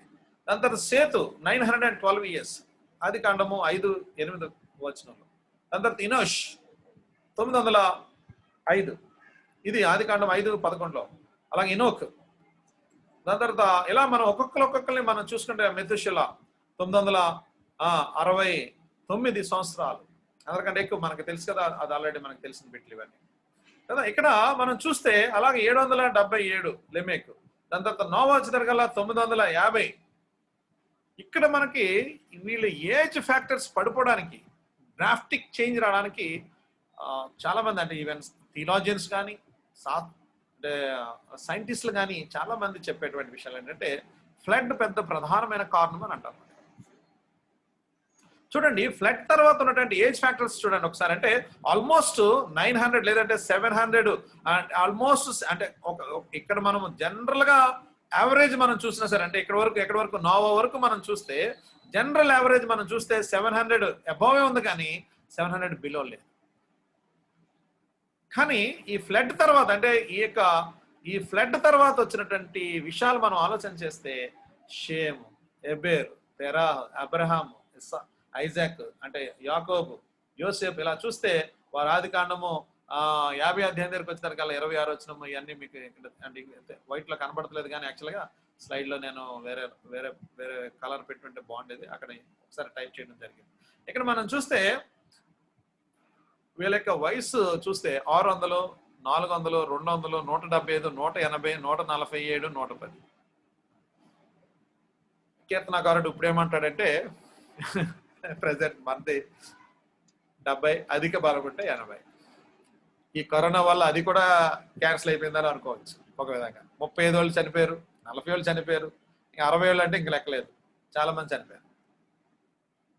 అంటే ఇక్కడ మనం హౌ ఓల్డ్ వేర్ ద ప్యాట్రాక్స్ అంటే మన పూర్వీకులు ఎలా ఉన్నారు, ఫ్లడ్ తర్వాత వచ్చినటువంటి మార్పులు ఎలా జరిగినవి, వారి యొక్క జీవన శైలిలో ఏమేమి వచ్చిందనంటే ఈ ఫ్లడ్ వల్ల జియోగ్రాఫికల్ గా ఉండేటువంటి మార్పులు పెను మార్పులు తీసుకొచ్చిన కారణాలు ఏమైనా అంటే వారి వయసు తగ్గిపోయిందని కొంతమంది థియాలజియన్స్ చెప్తారు, అలాగే కొంతమంది సైంటిస్టులు చెప్తారు.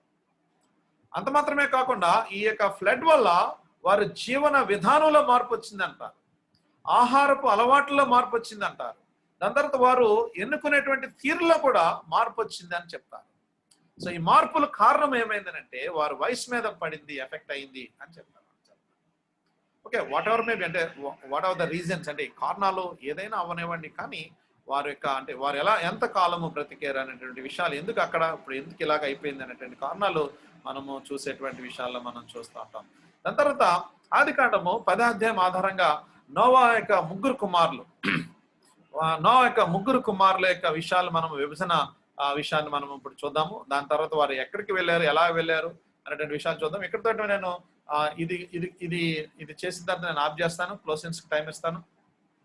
ఏమైనా క్వశ్చన్స్ ఉంటే అడగచ్చు, లేదంటే మనం నెక్స్ట్ ఇంకా క్లాసెస్ అయిన తర్వాత కూడా మీరు అడగచ్చు. ఇక్కడ మనం చూస్తే ఆదికాండము 10వ అధ్యాయంలో ఆధారంగా నోవహు ముగ్గురు కుమారుల యొక్క విభజన మరియు ప్రస్తుతము స్థిరపడిన దేశాలు. వారు ఇప్పుడు ప్రజెంట్ ఏ దేశాల్లో స్థిరపడ్డారు, వాళ్ళు ఏ దేశాల్లో వారు ఉంటా ఉన్నారు అనేటువంటి విషయాలు మనం చూస్తే చాలా చక్కటి స్లైడ్ ఇది, ప్రజెంటేషన్ ఇది. వారు ముగ్గురు కుమారులు. ఇది మొదటి కుమారుడు పేరు యాపేతు. మీరు ఈ స్లైడ్ అవుతున్నప్పుడు మీరు ఏం చేయాలంటే ఆదికాండము 10వ అధ్యాయం మీరు దగ్గర పెట్టుకోవాలి. సాధారణంగా మనకి ఎలా కనబడుతుంది అంటే 11వ అధ్యాయము కనబడుతుంది, కానీ వాస్తవానికి 11వ అధ్యాయం ముందు, యాక్చువల్గా 10వ అధ్యాయానికంటే ముందు. 10వ అధ్యాయము 11 తర్వాత అన్నమాట. యాక్చువల్గా వారు డివిజన్ అయిపోయినటువంటి విషయాలు ఎలాగ ఉన్నాయనేది యాక్చువల్గా 10వ అధ్యాయము 11వ అధ్యాయం ముందు ఉంటుంది అన్నమాట 10 యాక్చువల్గా. కానీ మనం వాస్తవానికి ఎలాగున్నా మనం క్రానలాజికల్ గా మనం అర్థం చేసుకోవడానికి చూస్తే యాపేతు యొక్క వంశావళి మొదట అది మనకి ఆదికాండము 10వ అధ్యాయము 2వ వచనంలో మనకు కనబడుతుంది యాపేతు. ఇప్పుడు యాపేతు ఇప్పుడు ప్రజెంట్ స్థిరపడినటువంటి దేశాలు లేదా ప్రజెంట్ ఉన్నటువంటి దేశాలు ఏంటంటే యూరోపియన్స్ మాట, ఐరోపియా లేదా యూరోపియన్స్ అంటారు వాళ్ళు ఇప్పుడు ఉన్నటువంటి కండిషన్స్ లో. సెకండ్ క్యాండిడేట్ లేదా సెకండ్ కేసు ఎవరు అని అంటే మనం చూస్తే 6వ వచనం 10వ అధ్యాయం 6వ వచనం చూస్తే హాము ప్రజెంట్ ఎవరు అంటే ఆఫ్రికా. ఇది చాలా ఇంపార్టెంట్ అంటే మనము నెక్స్ట్ క్లాసెస్కి వెళ్ళేటప్పటికి ఇది చాలా ఇంపార్టెంట్గా ఉపయోగపడుతుంది. ఏంటి వీళ్ళు ఒకరికొకరు ఎలా ఫైటింగ్ ఆడుకున్నారు, ఎందుకు ఫైటింగ్ ఆడుకోవాల్సి వచ్చింది, వారి పరిస్థితులు ఎందుకు అలా మారిపోయినవి, ఎందుకు ఇవన్నీ కూడా నేను మీకు నెక్స్ట్ క్లాసెస్లో నేను మీకు చెప్తాను. అంటే ఆ విషయాలు అప్పుడు వచ్చినప్పుడు మీకు ఈ బ్యాక్గ్రౌండ్ మనకు బాగా పనికి వస్తుంది అన్నమాట. అందుకని ఇది నేను మీకు ఇస్తున్నాను. ఆఫ్రికా ఇప్పుడు ప్రజెంట్ హాము వారి యొక్క డివిజన్. దాని తర్వాత షేమ్ మనకు బాగా సుపరిచితము, బైబిల్ అంతా కూడా ఎక్కువగా వాడబడింది, రాయబడింది. వంశావళి ఎవరి గురించి అని అంటే షేమ్ వంశావళి మేజర్గా.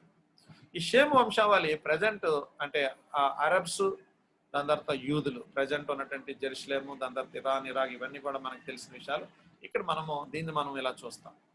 దాని తర్వాత ఇప్పుడు మీరు ఒక్కసారి ఏం చేయాలంటే యాక్చువల్గా మనము ఈ 10వ అధ్యాయము 2వ వచనం మీరు చదవాలి. యాక్చువల్గా 10వ అధ్యాయం 2వ వచనం దగ్గర పెట్టుకోండి.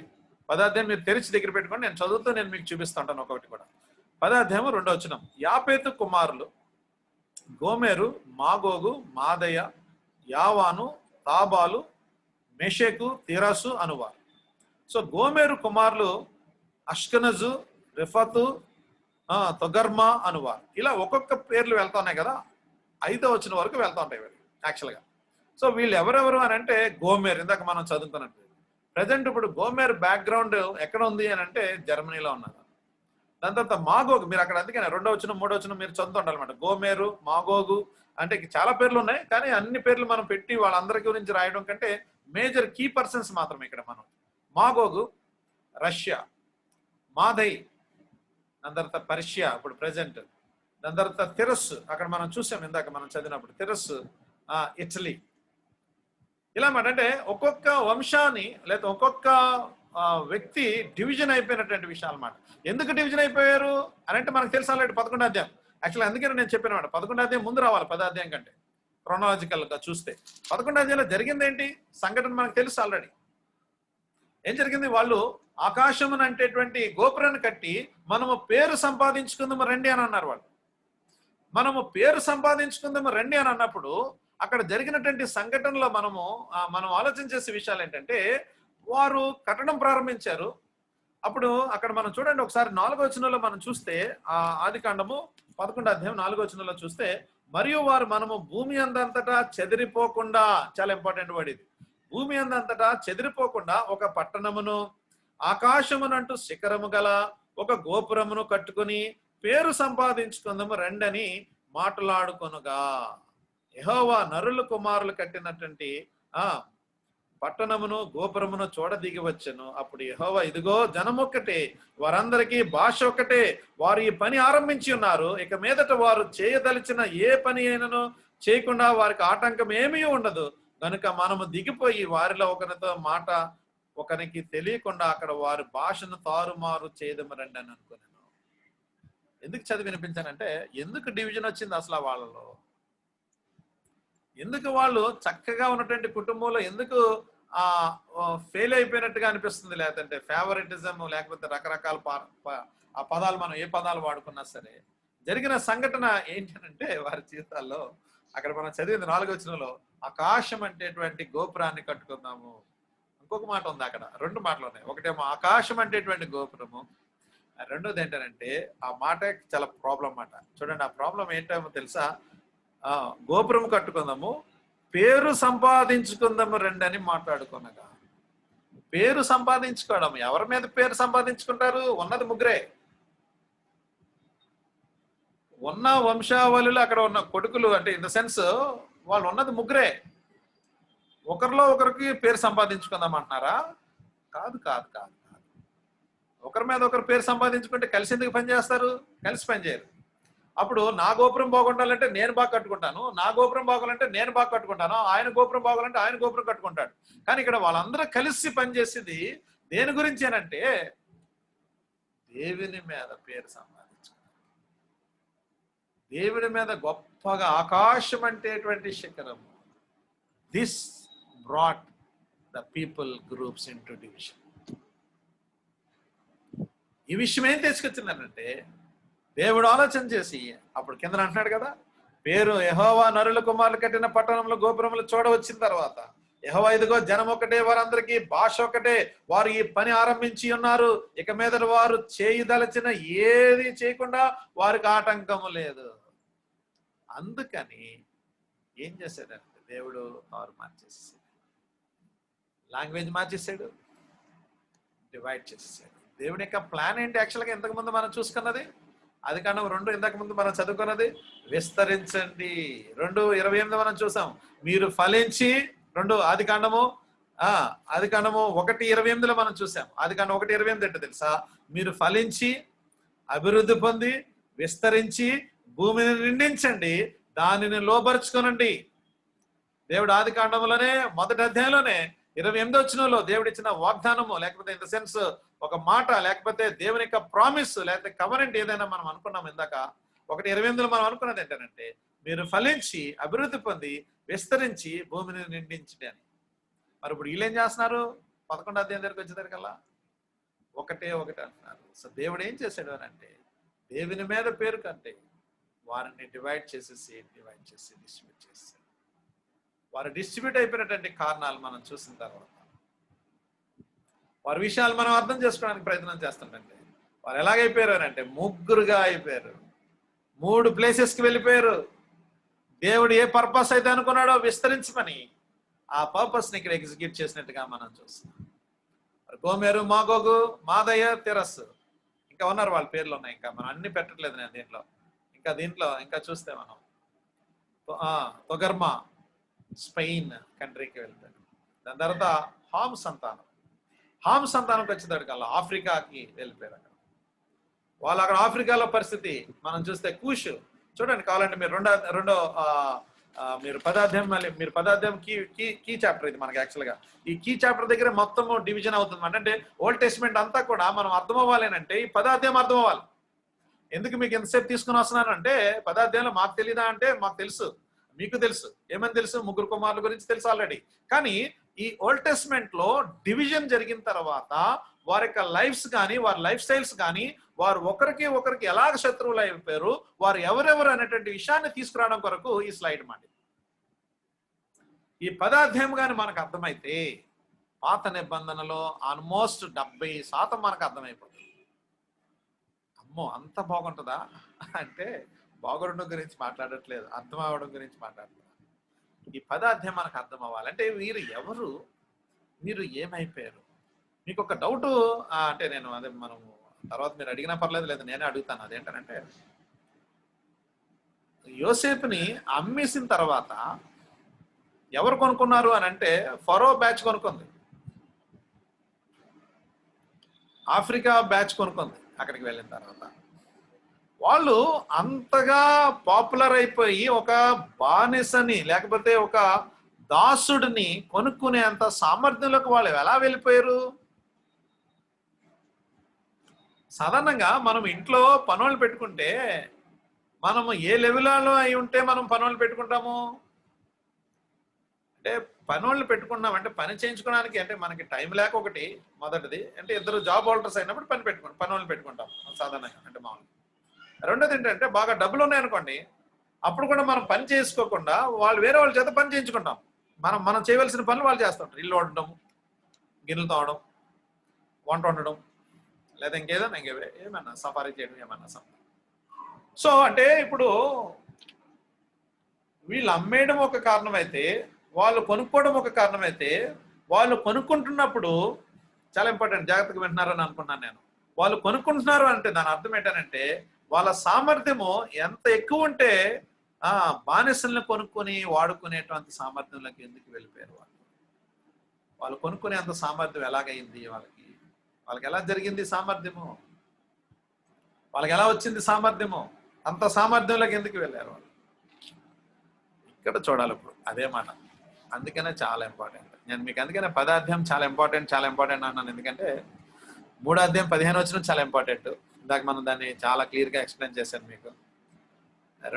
రెండో సెక్షన్లోకి వస్తున్నప్పుడు పదార్థం చాలా ఇంపార్టెంట్. ఈ పదార్థంలో జరిగింది ఏంటంటే చూడండి ఒకసారి, ఈ 6వ వచనం చూడండి ఒకసారి. పదార్థం 6వ వచనం, హాము కుమారులు కూషు, మిస్రాయిము, పూతు, కనాను అనువారు. ఇంకా నేను ఆబ్జెక్ట్ చంద్రని చూడండి. 7వ వచనం, కూషు కుమారులు షేబా, హవీలా, శబ్దక అనువారు.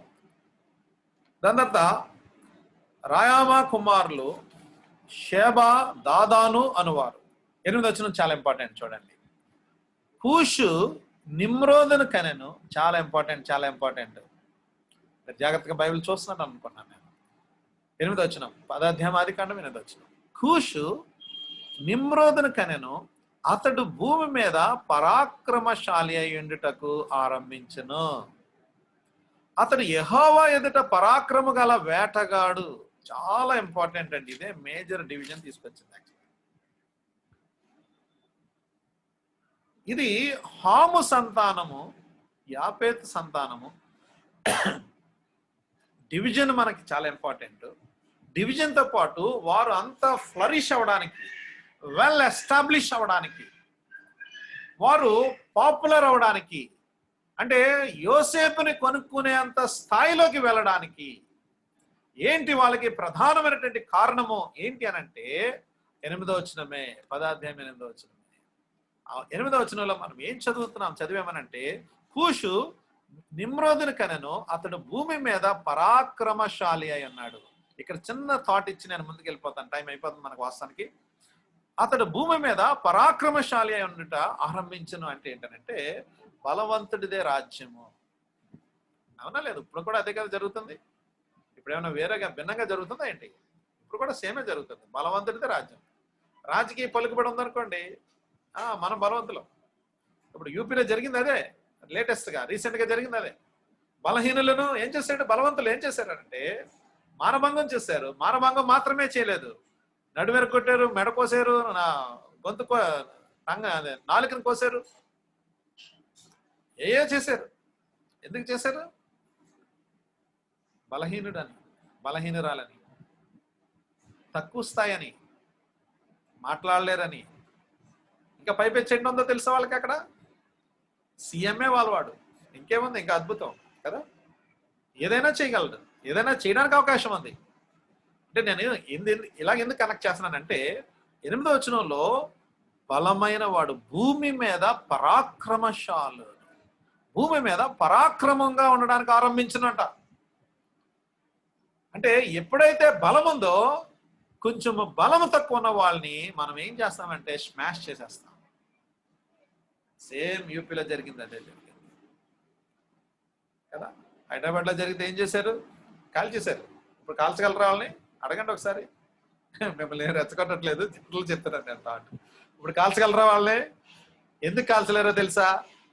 బలవంతుడైనటువంటి సీఎంఏ వాళ్ళ వెనకాల ఉన్నాడు, అందుకని కాల్చలేరు. ఇంకా గొప్ప విషయం చెప్పినా మీకు, అసలు అలా అంతవరకు వెళ్లకుండానే ముందు ఆ అమ్మాయినే కాల్చేశారు, ముందు ప్రూఫ్స్ లేకుండా. అర్ధరాత్రిలో కాల్చేశారు. శవం దగ్గర ఎవిడెన్సెస్ కూడా లేకుండా చేసేసారు. ఇవన్నీ ఎందుకు చెప్తున్నానంటే, నేను బలవంతులది రాజ్యం అంటే ఇన్ ద సెన్స్ నేను బైబిల్లో ఉన్న విషయాలు నేను మీకు జ్ఞాపకం, అంటే వాళ్ళు ఏం చేశారంటే ఇతరుల్ని కొట్టి వారు పాపులర్ అయిపోతా వచ్చేసారు అన్నమాట. ఒకళ్ళని కొట్టినప్పుడు ఆటోమేటిక్గా వాళ్ళకు ఉన్నటువంటి ఆస్తి, సామ్రాజ్యము, లేకపోతే స్థితిగతులు, పరిస్థితులు వీళ్ళు క్యాప్చర్ చేసేసుకొని ఫుల్ లెంత్లోకి వెళ్ళిపోతారు, హై లెవెల్ వెళ్ళిపోయి వాళ్ళు ఏమైపోయారనంటే దాసులను కొనే అంత సామర్థ్యంలోకి వెళ్ళిపోయారు. బయట వారిని కొనుక్కొని వారు మెయింటైన్ చేసే అంత కెపాసిటీస్లోకి వెళ్ళిపోయారు. సో వీళ్ళు కూషు, హాము సంతానము ఆఫ్రికాలో ఉన్నారు. వీళ్ళు ఎవరు అని అంటే యాపేత్ బ్యాక్గ్రౌండ్ మనం చూసాం ఇందాక, యూరోపియన్స్ వాళ్ళు.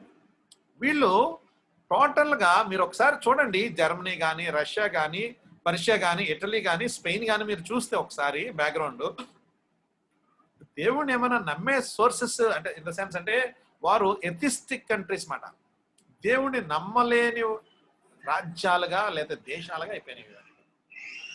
జర్మనీ కానీ, రష్యా కానీ, పర్షియా కానీ. రష్యా మనకు తెలుసు అంతా కూడా ఇదే కదా, కమ్యూనిజం.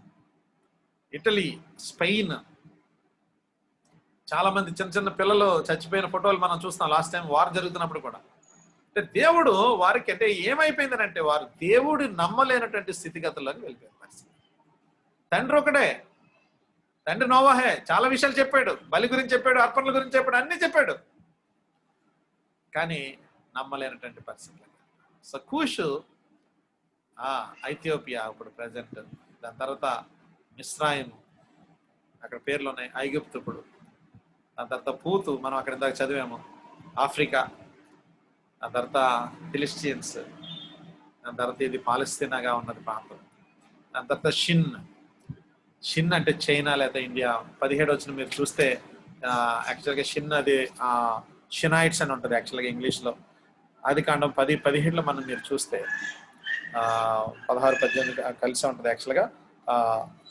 అరాధీయులను, దాని తర్వాత షెమరాయిట్స్ అని ఉంటుంది ఇంగ్లీష్లో యాక్చువల్. షెమరీయులను, హమాతీయులను కనెను, తర్వాత కనానీయులను వంశములు వ్యాపించింది.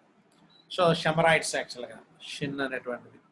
వీరు మనకి ఏదన్నా కొంత ట్రేసెస్ ఏమైనా ఉన్నాయనంటే ఇండియా, చైనా అంటే సౌత్ ఏషియన్ కంట్రీస్ వైపుకి వచ్చేటువంటి సోర్సెస్ ఇవి. కొంత ఆఫ్రికన్ బ్యాక్గ్రౌండ్ అంటే హామ్ బ్యాక్గ్రౌండ్లో ఉన్నటువంటి మనం అని చెప్పచ్చు కొంతవరకు. అంటే మిక్స్డ్ ఇదంతా, అంటే అంతా మళ్ళీ కలకలపు అయిపోయింది కదా అంతా, దాని తర్వాత జరిగిన విషయాలు. ఇది హామ్ వరకు మనం ఉన్నటువంటి విషయాలు. లాస్ట్ సెక్షన్లో షేమ్ సెక్షన్ ఏంటంటే ఎలాము, మీరు ఇది ఈ వచనం కూడా మీకు దగ్గర 21 వచనం దగ్గర మీకు కనబడుతుంటది. మరియు సహోదరులు ఎలాగనగా పెద్దవాడు ఇలాగా షేము కుమారులు 22 వచనం, ఆది కాండము 10:22లో షేము కుమారులు ఎవరెవరు అనగా ఎలాము, అషూరు, అర్పదక్షు, లూదు, ఆరాము వారు, వీళ్ళందరూ కూడా పేర్లు. వీళ్ళు అషూరు, దాని తర్వాత ఇప్పుడు అషూరుగా ఉన్నటువంటి అర్పషగదు కల్దీలు, దాని తర్వాత లూదు, దాని తర్వాత లూదియా టర్కీ, దాని తర్వాత ఆరాములో ఉన్నటువంటి సిరియా. ఇవన్నీ కూడా కొంచెం ఈస్ట్ వెస్ట్ అనేటువంటి కొంచెం డిఫరెన్స్, ఒకే ప్లేస్ ఉంటుంది. అప్పుడు సిటీ హైదరాబాద్ ఉందనుకోండి, హైదరాబాద్ ఈస్ట్ అంటాం, హైదరాబాద్ వెస్ట్ అంటాం. అలాగే ఎలా ఈస్ట్ వెస్ట్ అంటే పక్కనే ఉంటుంది, దగ్గర అటు ఇటు సైడ్ ఉన్నటువంటి పేర్లు ఇవన్నీ కూడా దగ్గరగా ఉన్నప్పటికీ కూడా హాము సంతానము యూదులు లేదా అరబ్బు గురించి మనకు తెలుసు ఆల్రెడీ. అబ్రహాం చేసినటువంటి చిన్న పని వల్ల జరిగినటువంటిది వాళ్ళ సంతానము దేవుడు అభివృద్ధి చేశాడు వాళ్ళని కూడా. యూదులు ఇస్సాకు ద్వారాగా వచ్చినటువంటి ఇష్మాయిల్ ద్వారాగా ఇస్సాకు ద్వారాగా వచ్చినటువంటి సంతానం గురించి మనకు తెలిసిన విషయాలు. ఇదంటే ఈ బ్యాక్గ్రౌండ్ లో మనం అర్థం చేసుకోవాల్సిన మెయిన్ పాయింట్ చెప్పి నేను మీకు టైం ఇస్తాను కొంతసేపు ఒకవేళ కావాలనుకుంటే. అదేంటంటే మేజర్ థాట్ లైన్ ఏంటంటే వారికి డివిజన్ ఒకటి మనం అర్థం చేసుకోవాలి. అంటే ఎక్కడైనా సరే ప్రపంచవ్యాప్తంగా ఎక్కడ ఉన్నా ప్రజలు ఎవరి ద్వారాగా ఉన్నా సరే వారందరూ ఎక్కడి నుంచి వచ్చిన వారు అని అంటే కేవలము నోవా నుంచి రావాలి. నోవా ఎక్కడి నుంచి వచ్చాడు? ఆదాము నుంచి రావాలి. ఇంక వేరే డివిజనే లేదండి. వేరే మానవాళి అనేవారు ఇంకెక్కడ లేరు. కొన్ని వేరే సినిమాలు వచ్చినవి, దాని తర్వాత వేరే విషయాలు ఉన్నాయి, వేరే గ్రహవాసులు గ్రహాంతరవాసులు ఇలాంటి రకరకాలు ఉన్నాయి. కానీ అది బైబిల్ సమర్థించలేనటువంటి వాదం. దేవుడు కేవలము భూమిని మాత్రమే మనుషులకు అనువుగా చేసినటువంటి భూమిని. ఈ విషయాలు ఎక్కడ ఉన్నా సరే భూమండలం మీద ఎంత వ్యాప్తి చేసినా సరే వారు రావాల్సింది ఎక్కడి నుంచి రావాలి అంటే నోవా నుంచి వచ్చిన సంతానం నుంచి రావాలి. సో ఇప్పుడు మనము ఓల్డ్ టెస్టమెంట్ లోకి ఎందుకు ఇదంతసేపు మనం ఇక్కడ చెప్పి ఎంత విషయాలు మీకు తీసుకొని రావాల్సి వచ్చింది అని అంటే, ఇప్పుడు ఈ షేము వంశావళి గురించే మనం బైబిల్ అంతా రాయబడింది యాక్చువల్గా. అంటే అబ్రహాం గురించి, దాని తర్వాత ఇంకా అక్కడి నుంచి మనము మేజర్ గా మనం చూసేటువంటి కేసెస్ అన్ని మనం నోవా తర్వాత వచ్చిన మేజర్ స్ప్లిట్ అంతా కూడా అబ్రహాం దగ్గర నుంచే. సో ఈ అబ్రహాము సంతానం దగ్గర నుంచి 12వ అధ్యాయం దగ్గర నుంచి మనకు మొదలైపోతే వీరు ఫైటింగ్ అయిపోతూ ఉంటుంది అన్నమాట. తర్వాత నెక్స్ట్ వెళ్ళే దగ్గర కేసెస్ అప్పుడు మీకు ఇంకా బాగా అర్థం అవుతుంది. అంటే ఇక్కడ ఉన్నటువంటి డివిజనే మళ్ళీ కింగ్స్ లోకి వెళ్ళిన తర్వాత అక్కడ కూడా డివిజన్ వచ్చేస్తుంది. ఉత్తర రాజ్యము, దక్షిణ రాజ్యం. అంటే వీళ్ళు బట్టాను కావట్లేదు, కానీ ఈ డివిజన్ స్టార్ట్ అయినటువంటి డివిజన్ మనకి బాగా ఓల్డ్ టెస్టమెంట్ మనకు అర్థం అవ్వాలి అంటే 39 బుక్స్ లో ఈ ఒక్క క్లారిఫికేషన్ మనకి బాగా ఉండాలి కదా. ఈ క్లారిఫికేషన్ తోటి మనము ముందుకు వెళ్తున్నప్పుడు చాలా చక్కగా విషయాలు మనకు అర్థమవుతూ ఉంటాయి. అప్పుడు మనం క్లారిటీ మనం చూసుకున్నప్పుడు చాలా విషయాల్లోకి మనం వెళ్తాం. ఇప్పుడు పాత నిబంధన విభజనలోకి వెళ్ళాలి. నేను ఇంక ఇప్పుడు ఇక్కడ వెళ్ళట్లేదు, టైం ఆల్రెడీ మనకి అయిపోయింది. ఉన్న టైంలో మనము క్లోజ్ చేసుకుందాం. ఇంకా 15 మినిట్స్ ఉంది. ఏదైనా ఎవరైనా ఒకవేళ చిన్న ప్రశ్నలు ఏమైనా అంటే, మీకు ఒకవేళ అన్ని ప్రశ్నలకి సమాధానము వెళ్ళే కొలది వస్తుంది, నేను కాదంటలేదు, కానీ వెళ్ళే కొలది వస్తుంది. మీరు వచ్చే క్లారిఫికేషన్స్ అన్నీ ఉంటాయి దాంట్లో. కాకపోతే ఏంటంటే మీకు ఇంకా ఏమన్నా కాంటాక్ట్ చేయాలంటే, any information about Moriah Bible college కావాలంటే అక్కడ ఇస్తాను. జాన్ మార్క్ ఇచ్చిన విషయాలు కానీ క్లారిఫికేషన్ కానీ ఉన్నాయి. ఇది మనము ఈ ఓల్డ్ టెస్టమెంట్ సంబంధించిన ఇంకా డీటెయిల్స్ మనం వెళ్ళే కొలది ఇంకా ఏ ప్రశ్నలు ఉన్నా సరే ఆ ప్రశ్నలన్నిటికీ మనము సమాధానం తీసుకుంటాము. చాలా సింపుల్ గా అర్థమయ్యేటట్టుగా మిమ్మల్ని నేను కమింగ్ వీక్స్ లో ప్రతి మంగళవారం మిమ్మల్ని